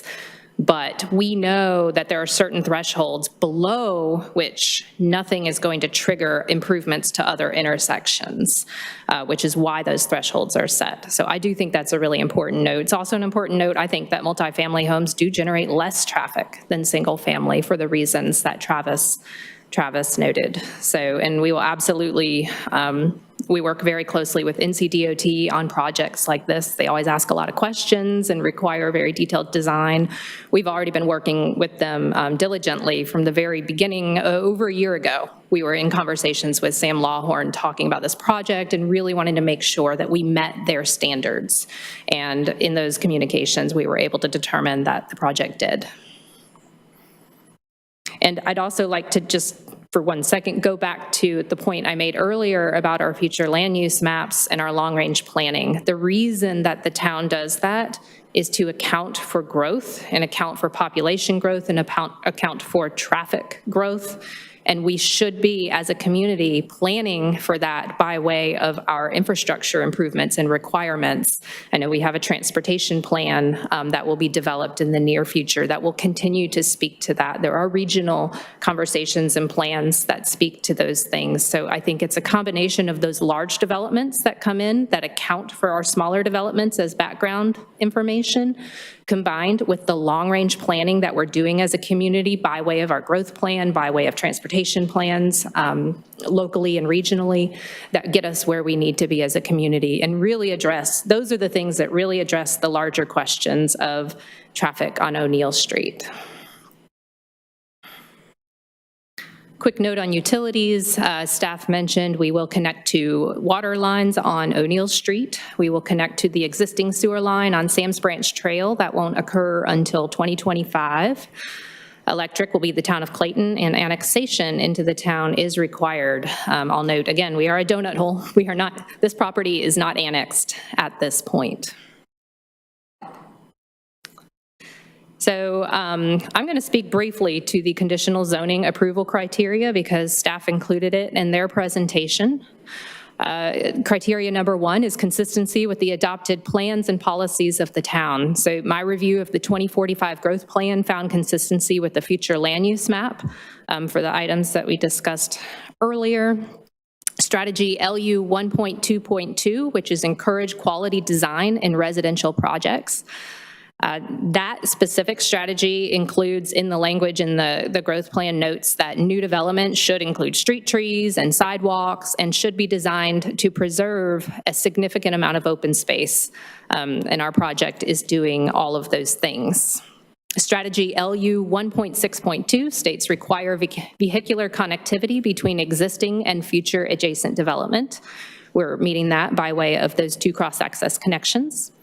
Strategy LU 1.6.3 is require development to integrate sidewalks internally and provide pedestrian connections to existing and future development and or destinations. We will absolutely be including sidewalks internally, and we are, of course, including a greenway connection to the Sam's Branch Greenway, which I think will be a very enticing draw for residents of that neighborhood.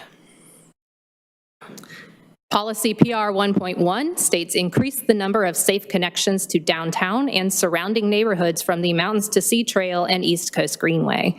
As I noted, Sam's Branch Greenway is formally a part of the Mountains to Sea Trail and East Coast Greenway. So by providing that greenway connection, we are meeting this policy. Strategy PR 1.3.2 states ensure that new greenways that are part of the public greenway system or are used to meet minimum recreation and open space standards are built to town standards, and the new greenway connection would be constructed to town standards. Policy NR 1.1, preserve key natural areas while accommodating new development. I think this project speaks very much to that. It says we want to preserve all natural areas, but it also says we want to accommodate new development. As I mentioned, the condominium and attached single family scenario is really the only thing that is going to work for this project. So I think that's a great backing for that approach. Policy NR 1.3, preserve high quality connected open space. It doesn't get more connected than a stream, and we're providing preservation of significant natural buffer along the Sam's Branch Creek. Policy M1.2, plan for the construction of priority road improvements, sidewalks, greenways, bike facilities, and transit facilities. Regarding that, a greenway connection in this general area was recommended in our adopted pedestrian plan. So we are providing a connection that was identified in that plan. And again, that could not be provided otherwise. Strategy M 2.1.2, require new developments to include stub streets for future connections to adjacent parcels where there's potential for future development that is compatible with developing uses. It's a little bit of a repeat of another strategy, but we are meeting that with those cross-access connections. And then we look to the Clayton design guidelines. One of those is site planning general considerations, cluster development in order to maintain continuity of open space, to shape more usable outdoor areas, and to avoid more hazardous areas such as floodplains. As I described in our overall approach and due diligence working on this project, that is exactly what we're doing. We are working to cluster our development to meet the growth plan density recommendations while preserving as much space as possible. Another one is mobility general considerations. Developments located along potential urban pathways, bikeways, or trails as shown in the community plan or Clayton Recreation and Park Master Plan should provide suitable linkages to Clayton's neighborhoods. Of course, we already have a greenway here and we are providing that connection. That connection point is also identified in our adopted pedestrian plan. Mobility pedestrian ways. Provide access to creeks or other natural features such as viewpoints where suitable for public enjoyment. That will be occurring by way of this pedestrian bridge and the associated greenway spur into this development. Mobility pedestrian ways. Interconnect neighborhoods with commercial and employment centers by utilizing greenways, paths, parks, and other areas. We're, of course, providing the spur to the greenway, which is going to connect people into the parks. From Municipal Park, they can get into our downtown grid, where it's a lot safer to bike. The pedestrian plan for the town also identifies a side path, which is a greenway running along O'Neill Street. And that will, assuming the town implements the recommendation of the pedestrian plan, directly connect. And I think if we think back to all of that forthcoming development that's happening just north of this, those connections along O'Neill Street for all of those residents, I mean, this is just a small snippet of all the residents that are going to be coming in there. And I think it's going to be really important for us to give them a safe way to get into our downtown without having to get in their car.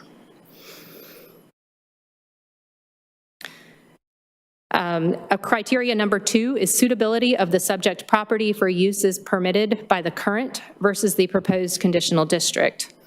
So it's important to note that the current zoning is residential estate, which the Unified Development Code defines as low density and rural in character. That is inconsistent with the future land use map. If that property were developed to residential estate standards, it would be inconsistent with our future land use map. If somebody was asking to rezone to residential estate, you would actually have to go in and modify the future land use map in order to be consistent, because you would be changing the designation from medium density to low density. So it's important to note that the current zoning is actually inconsistent with our adopted growth plan and our adopted future land use map. By approving this conditional zoning request, we are bringing it into conformity, as staff mentioned, and very much supported with the recommendations of our growth plan. The proposed use is the only way that the development can, again, meet the intent of that future plan. It is also consistent with surrounding land uses and density. It is R8 to the west, which is the same density that we are proposing here. We have townhomes and multifamily further north and just east of this property as part of Ashcroft Phase 2. We have the high-density development that you see in Carolina Overlook and potentially in other developments further north, not to mention Riverwood.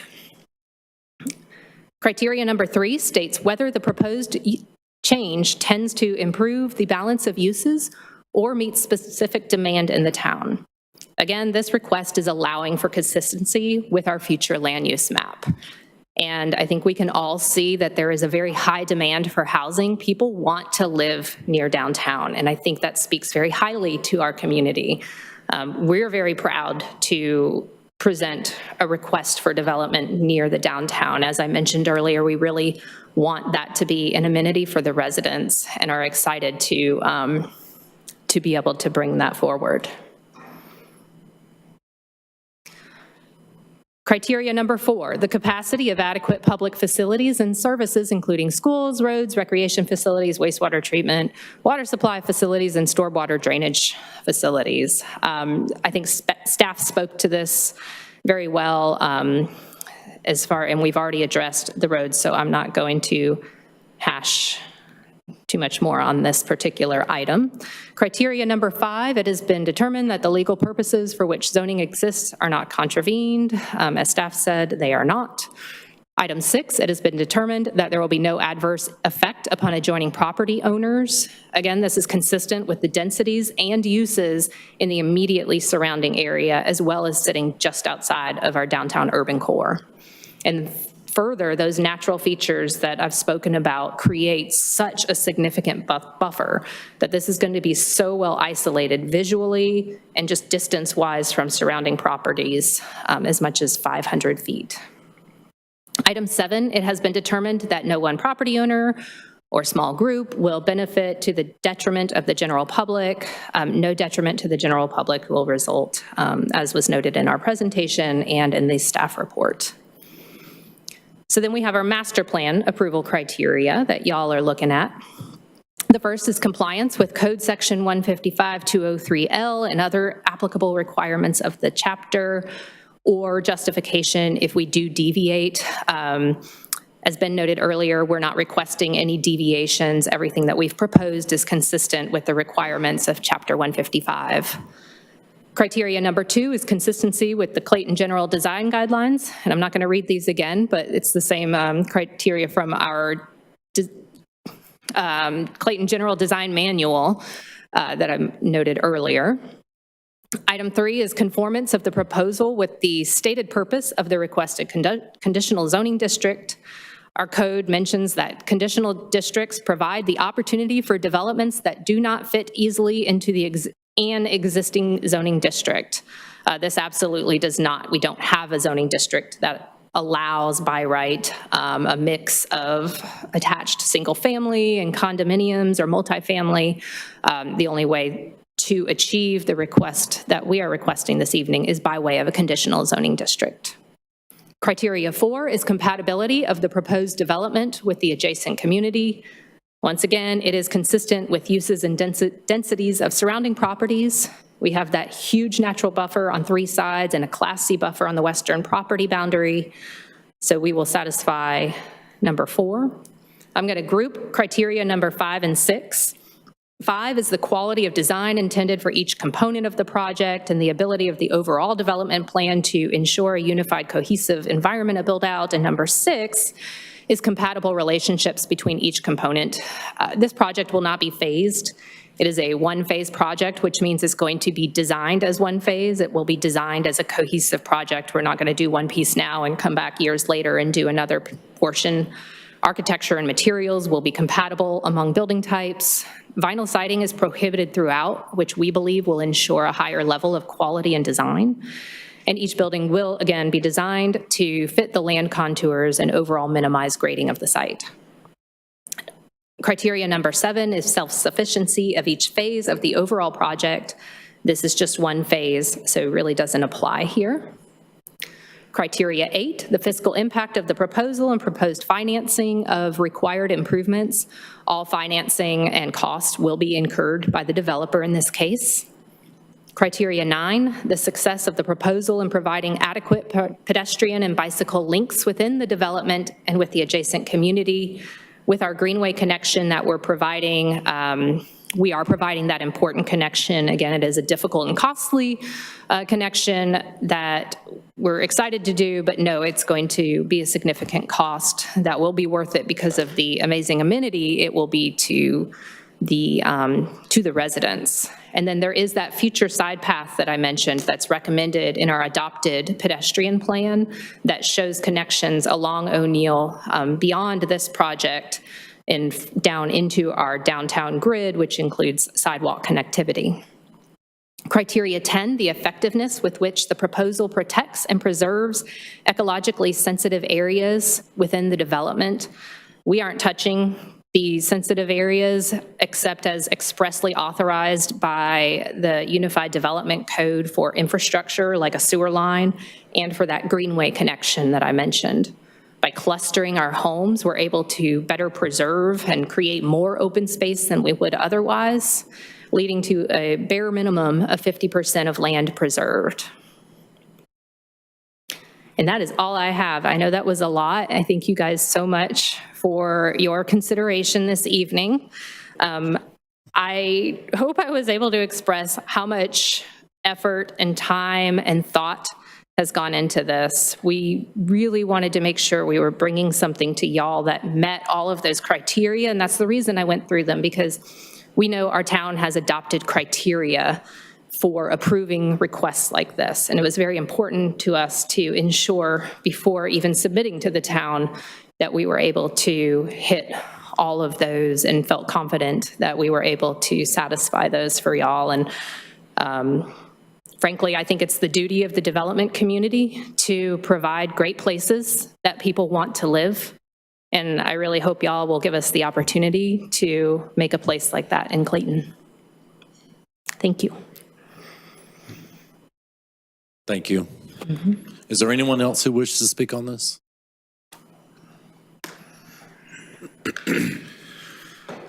My name is Kurt Peck. I'm a resident of Clayton, off of O'Neill, the Starmount area for over a decade now. And I am here representing about 12 of my neighbors. And they wanted me to convey our concerns with this development, and we'll probably be seeing you more to express our concerns about others. Briefly, I just want to say I really appreciate, Ms. Archer, your forethought with the Hardy rezoning. That's what we need. The traffic concerns brought up, turning lanes. I mean, if there's four-car turning lane, and they can't expand it further, and all of a sudden it's not enough, then we know that it just will stop up. It's a very quick difference between one and the other. In addressing the concerns with this development, I've heard people that are representing the developers say that this is good for the community and it's providing so much and attractive housing.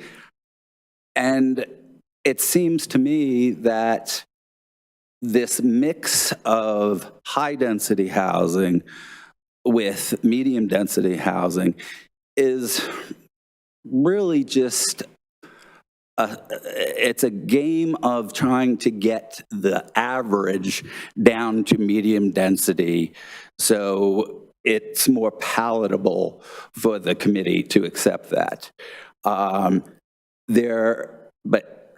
Regardless of that claim and some of the subjective comments for this development, there are still major problems with the location, with the steepness of the access to the ravines, and the pollution and the traffic that we've all talked about.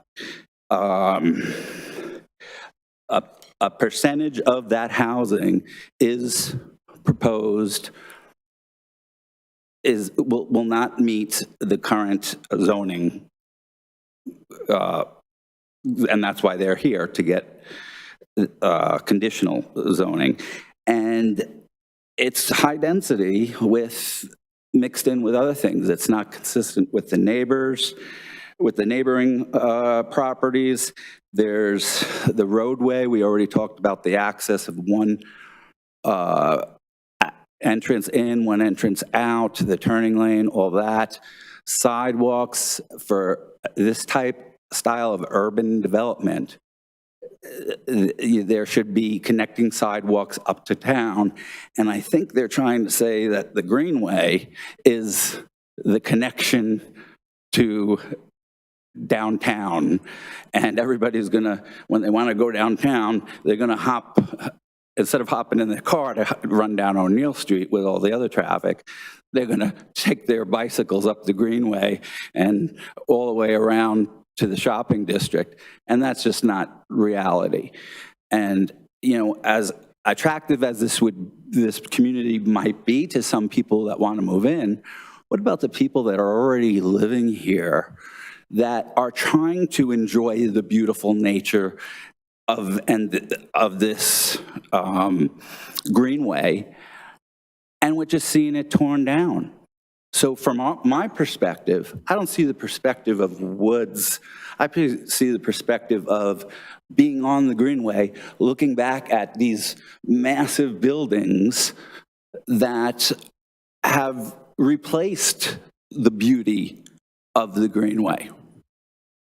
If we continue on this way, we're never going to be rated as such, somebody mentioned such a scenic greenway or something to that effect. So no sidewalks, the deep ravines, the high density housing, it's the wrong place for that project. Now, I understand them saying that it's not feasible to put 30 homes in that, which is, I guess, what it's zoned for. But we're taking people's word on what's feasible and what's not feasible, when really what we're hearing is what's more profitable. It's more profitable to squeeze as many houses as we can on a piece of land. It's more profitable for the developer. The town grows so fast, but it's bringing in all that tax revenue, right? So, you know, at what point do we say we're going to stop? We're going to stick to at least the zoning that's there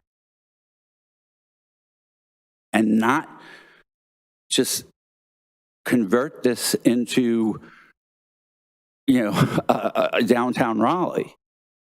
And when you talk about the charm of Main Street, I don't see a lot of growth along Main Street, and maybe they could argue more people living here, there would be more growth. But the charm of Main Street is the history of Main Street. And somebody talked about O'Neill Street and what it used to be like. And I looked at pictures of when it was a dirt road with horse and carriages going down it. I moved in when that old abandoned building on, was that Front Street? Or I think that's Front Street. It was like an old supermarket across from the barber. We were there before they tore that down. And I was hoping they'd repurpose it. They tore it down and squeezed in a house. So, you know, we're all concerned about the traffic, the changing of the community, which is taking the special identity of Clayton away from us. And if, you know, I'm just going to go back to the major points is it's not zoned for that. Yes, if we give a conditional zoning approval, they'll make more money. Is it all just about money? Because we're not all having maybe the foresight, as Ms. Archer was talking about with the Hardy, how rezoning it, we can't control what will happen down the road.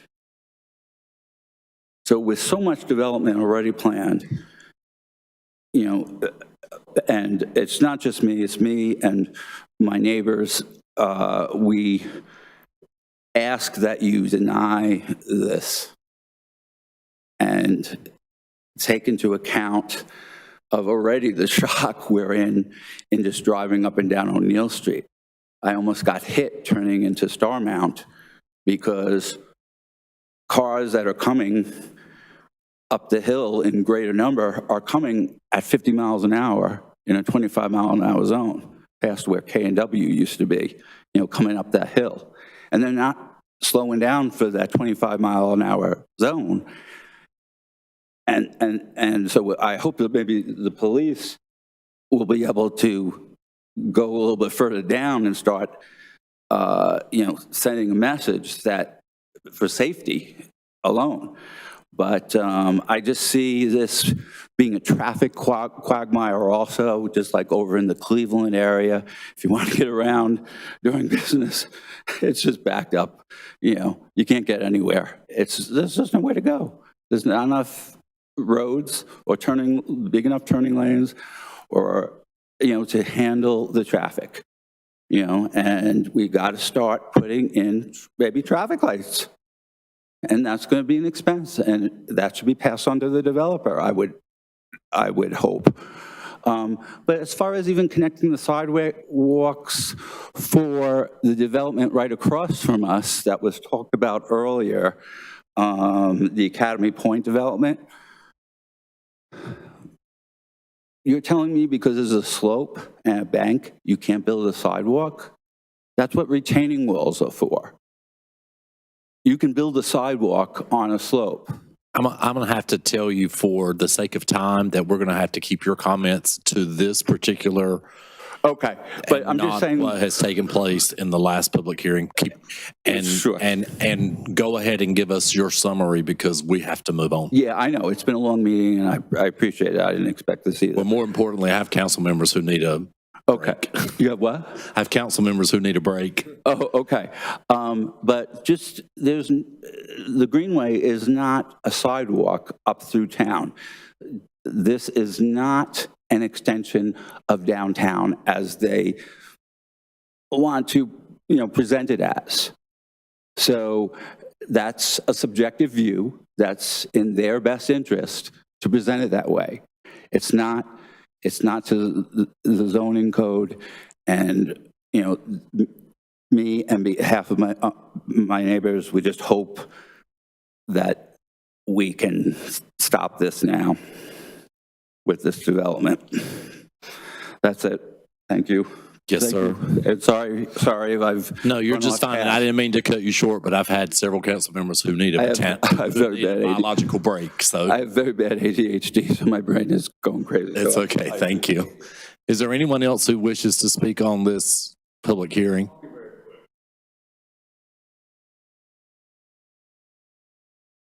Yeah, my name is Jeff Burke. Again, I also live on North O'Neill Street. I've definitely seen the changes over the years.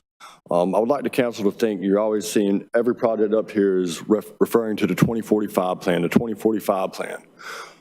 That's 22 years from now. This town has changed a lot in the past 22 years. 22 years from now, will any of that be green? You know, or will it just be the houseway, the walkway? What's left to be green? You know, last year, sorry, had some friend of mine bring their kids to my house. You know, I'm on O'Neill Street, have that, all the woods behind us. Lightning bugs came out, and their little kids were amazed. They've lived in Clayton their whole life, but been to my house. It was the first time they had ever seen lightning bugs. What will the kids of 2045 see? You know, so I'll leave you on that. Thank you, sir. I'll make it short too. It's okay. Thank you. My name is Jennifer Quintero. I also live on O'Neill Street, and I actually live will be right below where the development is.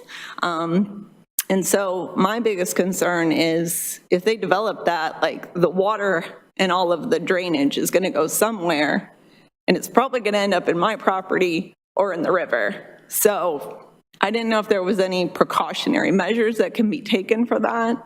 And also just the impact on schools, because the schools are already capped. So if you're bringing in all of this housing, where are these kids going to go? That's all. Thank you. Anyone else?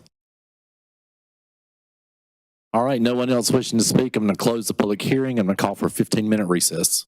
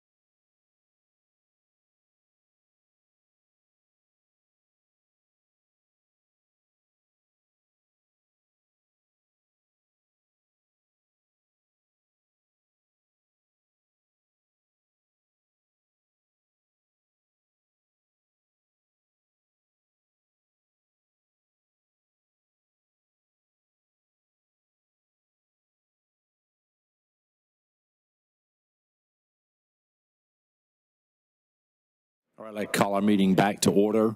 There's one item that we need to get put into the record, and I'll turn it over to the town clerk. Mayor and council, we received an email from Mr. Vic Nguyen in regard to Highland Park.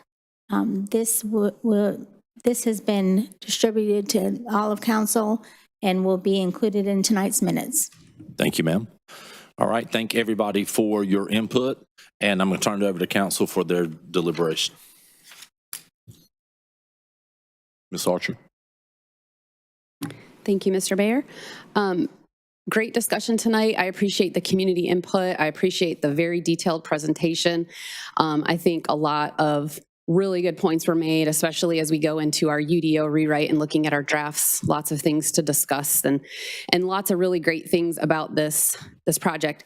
I do have a slightly different opinion. I feel like while this parcel is close to downtown, it's not, to me, on the grid or part of the grid. And I think if it was, that for me, this would feel like a different discussion. The growth plan for this area calls for medium density, as we've discussed, but it does have that characterization of less than 50% attached single family housing, whereas the application is for 100% attached or not single family housing, not detached single family housing. The growth plan is where the community has spoken and weighed in on our proposed development, and the planning board references it regularly, as do we. And so since that proposal is not in line with the plan, I just am not in favor of it as presented.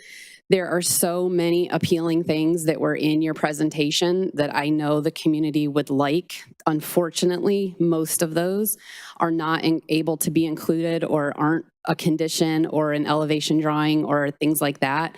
So in my decision, I have not been able to factor those in. Mr. Sims. Just to echo some of what Councilwoman Andrea said, I actually love the project. I think the project is on point. I love the greenways. Even to some extent, some of the things that the citizens talked about, I kind of disagree with to some extent. I think you guys are looking to do those things and those improvements there.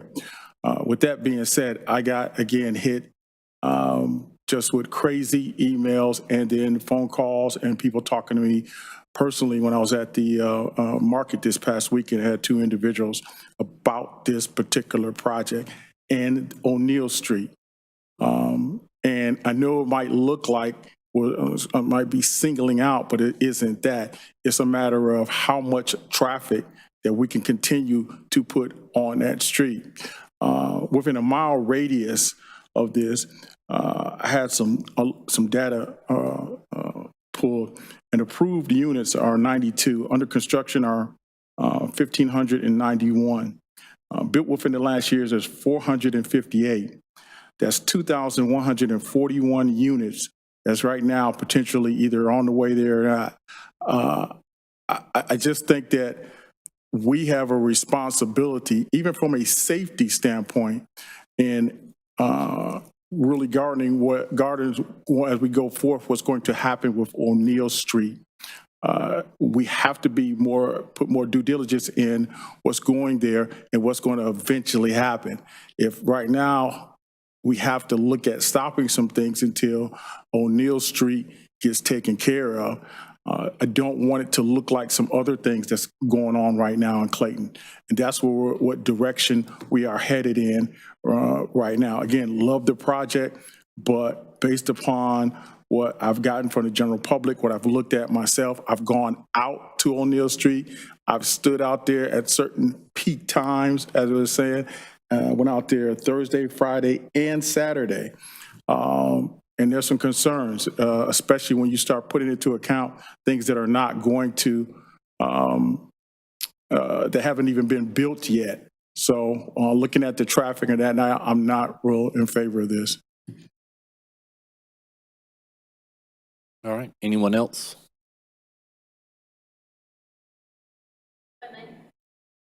No, ma'am. Public hearing has been ended. Thank you.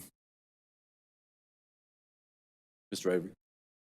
Real quick, I know with our conversations that we did have, especially when it's pertaining to single-family homes and things like that.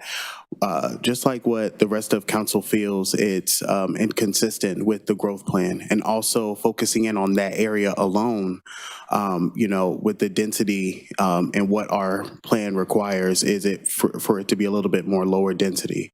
So I'm definitely, I have to vote no on this. All right. Anyone else?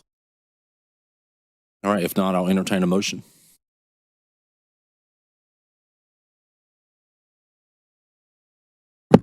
Mr. Mayor, I'd like to make a motion for 2022-163-CZM Highland Park Conditional Zoning District to deny ordinance number 2023-03-03. Second. We have a motion and a second to deny the adoption of ordinance 2023-0303. Is there any further discussion? All in favor, say aye. Aye. Opposed, like sign. Motion carries. There will be an opportunity for you to speak at comments. I was just going to ask if anybody wanted to say it. Okay. Now jumping down to staff reports, beginning with the town manager. I'll try to be brief this evening. I know the meeting's getting a little bit late here. With regards to one of the comments earlier regarding O'Neill and just overall the traffic and transportation, don't want to steal all Jonathan's thunder here, but the transportation plan request for qualifications is out on the street. That closes on the 27th of this month. Once that's in, staff will evaluate the different proposals, do some interviews, and hopefully be back in front of you sometime May, June timeframe with the selected candidates so we can go ahead and kick that off. This stem of O'Neill will certainly be an item that we'll want to have incorporated into, all of our traffic network will be evaluated and looked at as part of that plan, but we will make sure that this section is specifically identified as an area of concern for them. Just want to also give you a quick update that we did have a meeting with the county recently to talk about long-term water supply. Now that feel bad that we're finally getting past the wastewater conversations, but it's time to start talking water. They've got some good data and information that they've had their consultants go through that they gave us some initial kind of feedback as to where we think things are going. So more to come on that, but I do want to just go ahead and start getting that in your minds that we are going to have to start looking at what that long-term water supply for our region is in the very near future. Last, Patrick asked me to cover this item for him this evening. You may recall back, I believe it was in January, the downtown strategy was presented to you all in work session. That still hasn't been finalized, but one of the major recommendations coming out of that was to provide some specific branding for downtown. One of our consultants has a relationship with the same entity that originally came up with Think Clayton for us. And so they've engaged that group to potentially look at doing some sort of variation or updating of the Think Clayton, but also adding some sort of downtown specific branding to it. It's approximately about a $5,000 estimate for that work to be completed. And there is potential cost share between the DDA and I believe electricities to provide some of that the funding for that. So before they just moved forward, because it is kind of quick timeline, looks like that they would probably want to start the first or second week of April, somewhere mid-April, excuse me. So we haven't really talked branding. I haven't really heard of anybody that has said that they don't like the Think Clayton branding that we have or has any plans to change it, but just wanted to confirm that you all would be okay with us moving forward with starting that effort. Clearly anything that comes of it will come before you all as well as a recommendation. Being the DDA liaison, just hearing that group talk, and there was a list of ideas and things that they wanted, the DDA Electric Cities was willing to help out with, and the firm they hired. And it wasn't they wanted to change the Think Clayton plan, it was just really refreshing it and making something specific kind of are geared towards the downtown area specifically. So I don't want people to think that, to your point, the think Clayton portion is they're looking to deviate from that or go away from, and it was just kind of, it's almost like a free service, and with some of the other things that are happening downtown, they just wanted to just they had a good look at it before the DDA spends a lot of money on something, and then, it doesn't make sense, later on from that standpoint. So hopefully that explained it. I'm good with it. You're good. All right, then I'll let Patrick know that he's good to move forward, and that's it for me tonight. All right, town attorney, town clerk, No report. any other staff? All right, I'll now open the floor for informal discussion and public comment. Anyone wishing to speak has 3 minutes to address the council.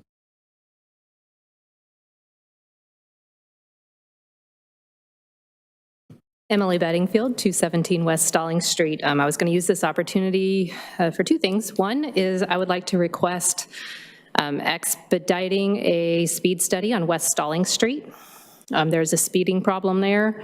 It's not a traffic problem, it's an engineering problem that needs to be addressed. I've been in communications with Jonathan, and I know he's doing what he can on his side.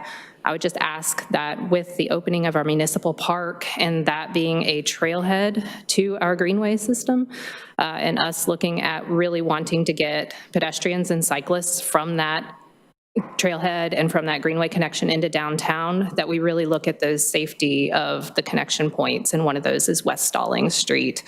That may mean stop signs or what have you, but it's definitely something that we need to address. The pedestrian plan spoke to it some.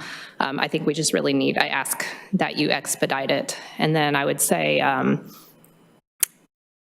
if we are denying projects based on concerns over increased traffic, I would ask that there be some sort of an emergency policy that expresses a moratorium on development that would add traffic to roads that meet a specific level of service standard, because that's what I'm hearing, that there is a specific level of concern on North O'Neill Street. And for some members of the council, and I do respect where you're coming from with your decision, if that's a basis for decisions for new development, I think there needs to be an express policy town-wide. And I say that as a citizen as well as somebody of the development community, because I think it's only fair to provide some level of understanding of where the importance is for the town. And if we are saying we don't want traffic to get worse on roads that are already at a certain very specific level, we need to have a policy, and it needs to be an emergency policy that's enacted as soon as possible, because there are more projects coming on O'Neill.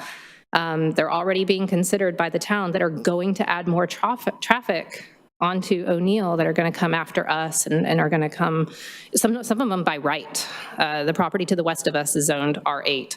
That can be developed by right, and it'll add far more traffic than our project would. So I would just say, again, so that we know what to expect as the development community and as citizens, please definitely consider amongst yourselves a very clear policy of what will and will not be approved. Thank you very much. Anyone else? All right, if not, I'll turn it over to council for comments. Oh, yes, please. My apologies. No problem.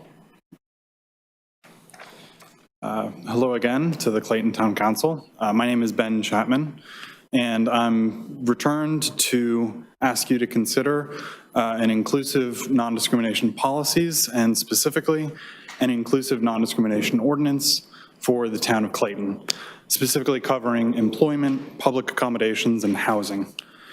Since last September, I've networked with people all over Johnson County, and the purpose of my presence tonight is to announce a grassroots Crown Coalition. We aim to create a respectful and open world for natural hair in Clayton, in Johnson County, and all of North Carolina. That's what Crown is an acronym for, in addition to referencing the top of one's head. I mentioned these legal protections at the very first public meeting that I attended when you passed a non-discrimination policy, and now that the North Carolina Crown Act is under consideration by the General Assembly once again, I wanted to return and emphasize the benefits of local protections. I should preface what I'm about to say with an acknowledgement that I'm not a lawyer. I've studied a lot, but I'm by no means an expert. What I've found is that the federal judiciary has consistently held that discrimination on the basis of hair texture is covered under existing racial discrimination laws, when it is inalienable from race or ethnicity on a case-by-case basis. But that hairstyles are not necessarily protected under existing laws. Whether it's twists, locks, coils, curls, or waves, I want Clayton to define racial discrimination to explicitly include protections for natural hair and hairstyles. It's important and worthwhile for leaders at every level to re-examine non-discrimination policy and law at this time with the knowledge that we now can possess. The first state passed these protections in 2019, and since that time, 20 out of 50 states have passed them, with numerous states, including North Carolina, currently considering them in the legislature. Dove has been a major sponsor and driver of this campaign, which kind of surprised me. They commissioned several research studies, and what they found was that Black women face unique pressures in the workplace and elsewhere to change or alter their natural hair. Surveys indicated that other groups experience discrimination as well, but not to the same degree as Black women. In December 2020, municipalities in North Carolina were granted the authority to pass local non-discrimination ordinances. And since then, dozens of communities in North Carolina have acted to pass these local laws. And most of the time, they adopt them unanimously. Inclusive protections at every level ensure that no one falls through the cracks. From the town to the county to the state and the nation, we need protections that are written into existing policies and laws. Dove also created an additional educational workshop they call My Hair, My Crown. And it focuses on building self-esteem and hair confidence in children, really focusing on ages 11 to 14, with coils, curls, waves, and protective styles, while building allyship to create a respectful world for open and natural hair. I think I got that a little mixed up. We're working to plan a series of educational workshops around Johnson County for interested parents to bring their children in to learn more about this and really engage with this. I look forward to working with you all, and just one question I had was, did the town attorney have a time to look into seeing whether or not Clayton could pass such a local non-discrimination ordinance? Pretty confident that they can, but I just wanted to kind of follow up from that last comment period. Thank you. I haven't personally studied it for Clayton, but Wake County has one. Thank you. Thank you. Anyone else? All right, I'll now entertain a motion to go into closed session. So moved. Mayor, that issue is resolved and can wait till the next meeting. We don't need the closed session. Okay. Yes, sir. Since we don't have to go into closed session, you can have a comment. Thank you. So I want to make a comment tonight, and hopefully it's heard throughout Clayton. I was asked one time, and I'm very customer oriented. I was asked one time when I ran to Walmart in Lewisburg, we always hear these things, the customer's always right. And I answered that by saying, most of the time, yes, as long as the customer is acting as a customer. We have an issue with individuals here in the town of Clayton because of, I'll just say, past things, okay? And their expectations of how things are conducted, they have to understand that it's changing and it's going to be changed. There is a chain of command that needs to be followed, and that's how things in businesses, organizations, and just throughout works. It works like that for a particular reason, okay? And at the end of the day, our chain of command starts with our town manager. If individuals or people or feel whatever type of way, okay, and they come to me and they say that they have not spoken, because that's going to be my first thing, have you spoken to the town manager? And they say, no, I'm coming to you because blah, blah, blah, and I went to this department. First of all, you need to turn around. Second of all, I'm going to be really blunt in this. Even if you come to me and the town manager said that this was their answer, I'm going to look at you and say, hey, you know what? That was their answer. But as a council, I hope I'm not just speaking for myself. I give our town manager full support. At the end of the day, The way we done business in the past is not the way we're going to do business in the future. Understand the chain of command as we move forward. The quick thing on traffic that was just, I wish she was still here. I agree 100% to some extent on what she was saying. The problem with what she is saying is our jobs up here is for the community. The way the process worked and what they brought to us, we are within our rights to say yes. We are within our rights to say no. I understand that sometimes that individuals are not going to like that, but my concern has nothing to do with them personally. It has to do with the citizens.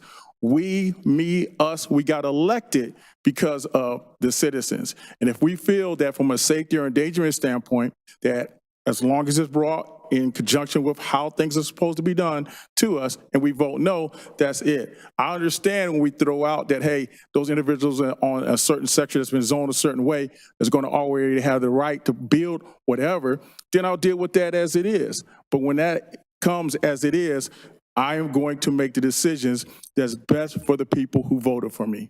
That's all, Mr. Mayor. Thank you. Wow.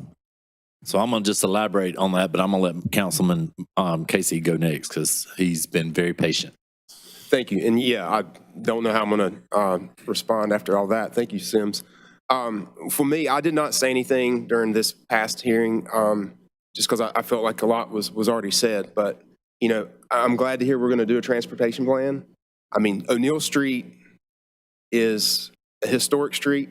There's a lot of activity going on that street. That street seems like it's gotten more attention over the past couple of years than any other part of town. And if you think about O'Neill Street, well, then you can think about Covered Bridge Road. If you think about Covered Bridge Road, you think about Shotwell. And we know what's going on at Shotwell and Covered Bridge Road. That's a nightmare. So we need to just, as we do this transportation plan, we need to have some decisive decisions on O'Neill Street. If there's any way we can alleviate the stress, right now I can tell you Covered Bridge Road and Shotwell's not the answer. And that's just all I got to say about that. And I guess you kind of fired me up a little bit, Sims. Anyone else? Mr. Thompson. I just want to talk about the traffic a little bit more too, because I keep hearing in these presentations that, you know, this is good enough for DOT, that's good enough for DOT, and we meet the requirements for DOT. Well, you see what the heck DOT's got us. I mean, just look at Highway 70 and Shotwell. You know, what has DOT got us? They got us into the problems we're in. Now, we have to blame ourselves also for allowing some growth and allowing things, you know, to get there. But they also have a part in this, that they have an obligation to keep up. You know, it doesn't all need to be thrown on us that we're putting too much and they can't handle it. They've got an obligation to keep up and to do what's necessary. And we've got intersections like 70 and Shotwell that have been like they have been for years, and they don't have solutions for us, and we don't see movement in it. I think we've got to be mindful that as we move forward with transportation planning for Clayton, it needs to be good enough for us. I don't want to see it match whatever the DOT standard is, because whatever the DOT standard is has got us into this pickle to start with. You know, we need to make sure that we're mindful that we do what's necessary for us that's going to match our growth and our future. Absolutely. My comments are this. Yes, we have a chain of command in Clayton. It's called town manager. This council supports its manager. Period. Number two, this town council does not dictate to the staff of the town of Clayton what to do, what not to do. The staff of the town of Clayton is not perfect. They make bad calls, they make bad judgments, but you know what? They're real everyday people who are doing the best job that they can for the town of Clayton, and I believe that 110%. There is no one sitting up here talking into this microphone tonight that is perfect, that hasn't made mistakes, that hasn't chosen the wrong words, that hasn't made a bad decision. So collectively, we are all in this together. And I want you to know, staff, and I don't care if it's engineering, planning, fire department, police department, public works, you're all appreciated. And you all do a great work. And this council up here is going to stand by you. But really, we're going to stand by this man that we hired to run this town. And for those people who oftentimes want to pull a council member to the side or meet a council member for breakfast, that is your prerogative. But to my council members, I will say, it is your prerogative to decide whether to meet with these people or not. That's all I have to say on that aspect of it. And I'm not saying that you should, and I'm not saying that you shouldn't.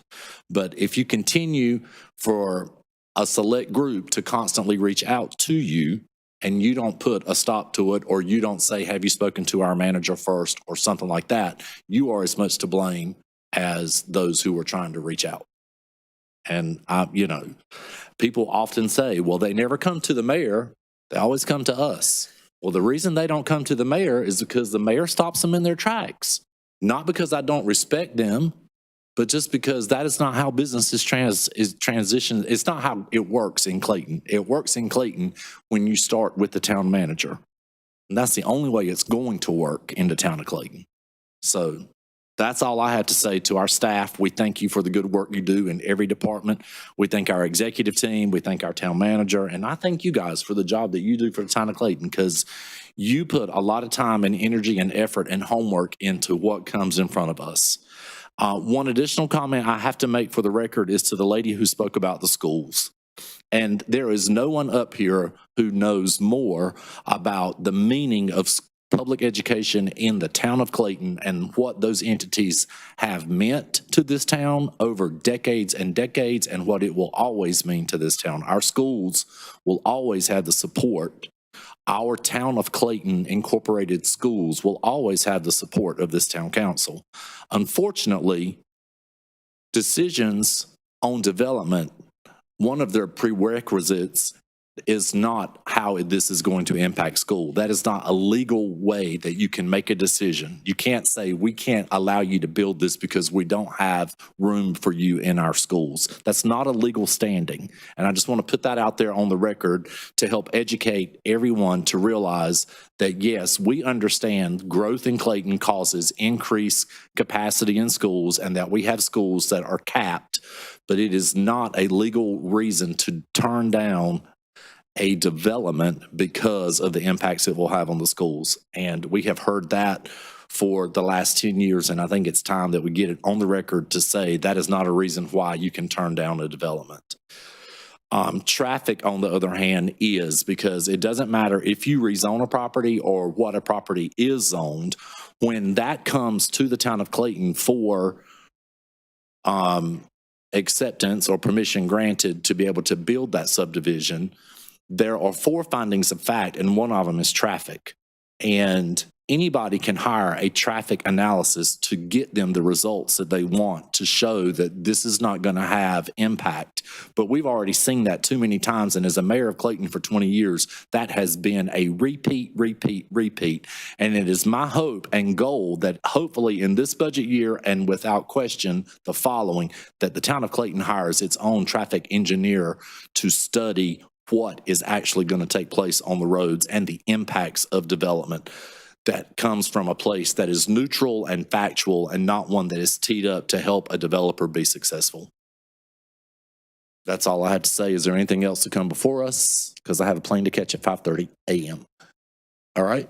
If not, I'll entertain a motion to adjourn. So moved. Second. All in favor say aye. Aye. Motion carries. Thank you. Good night.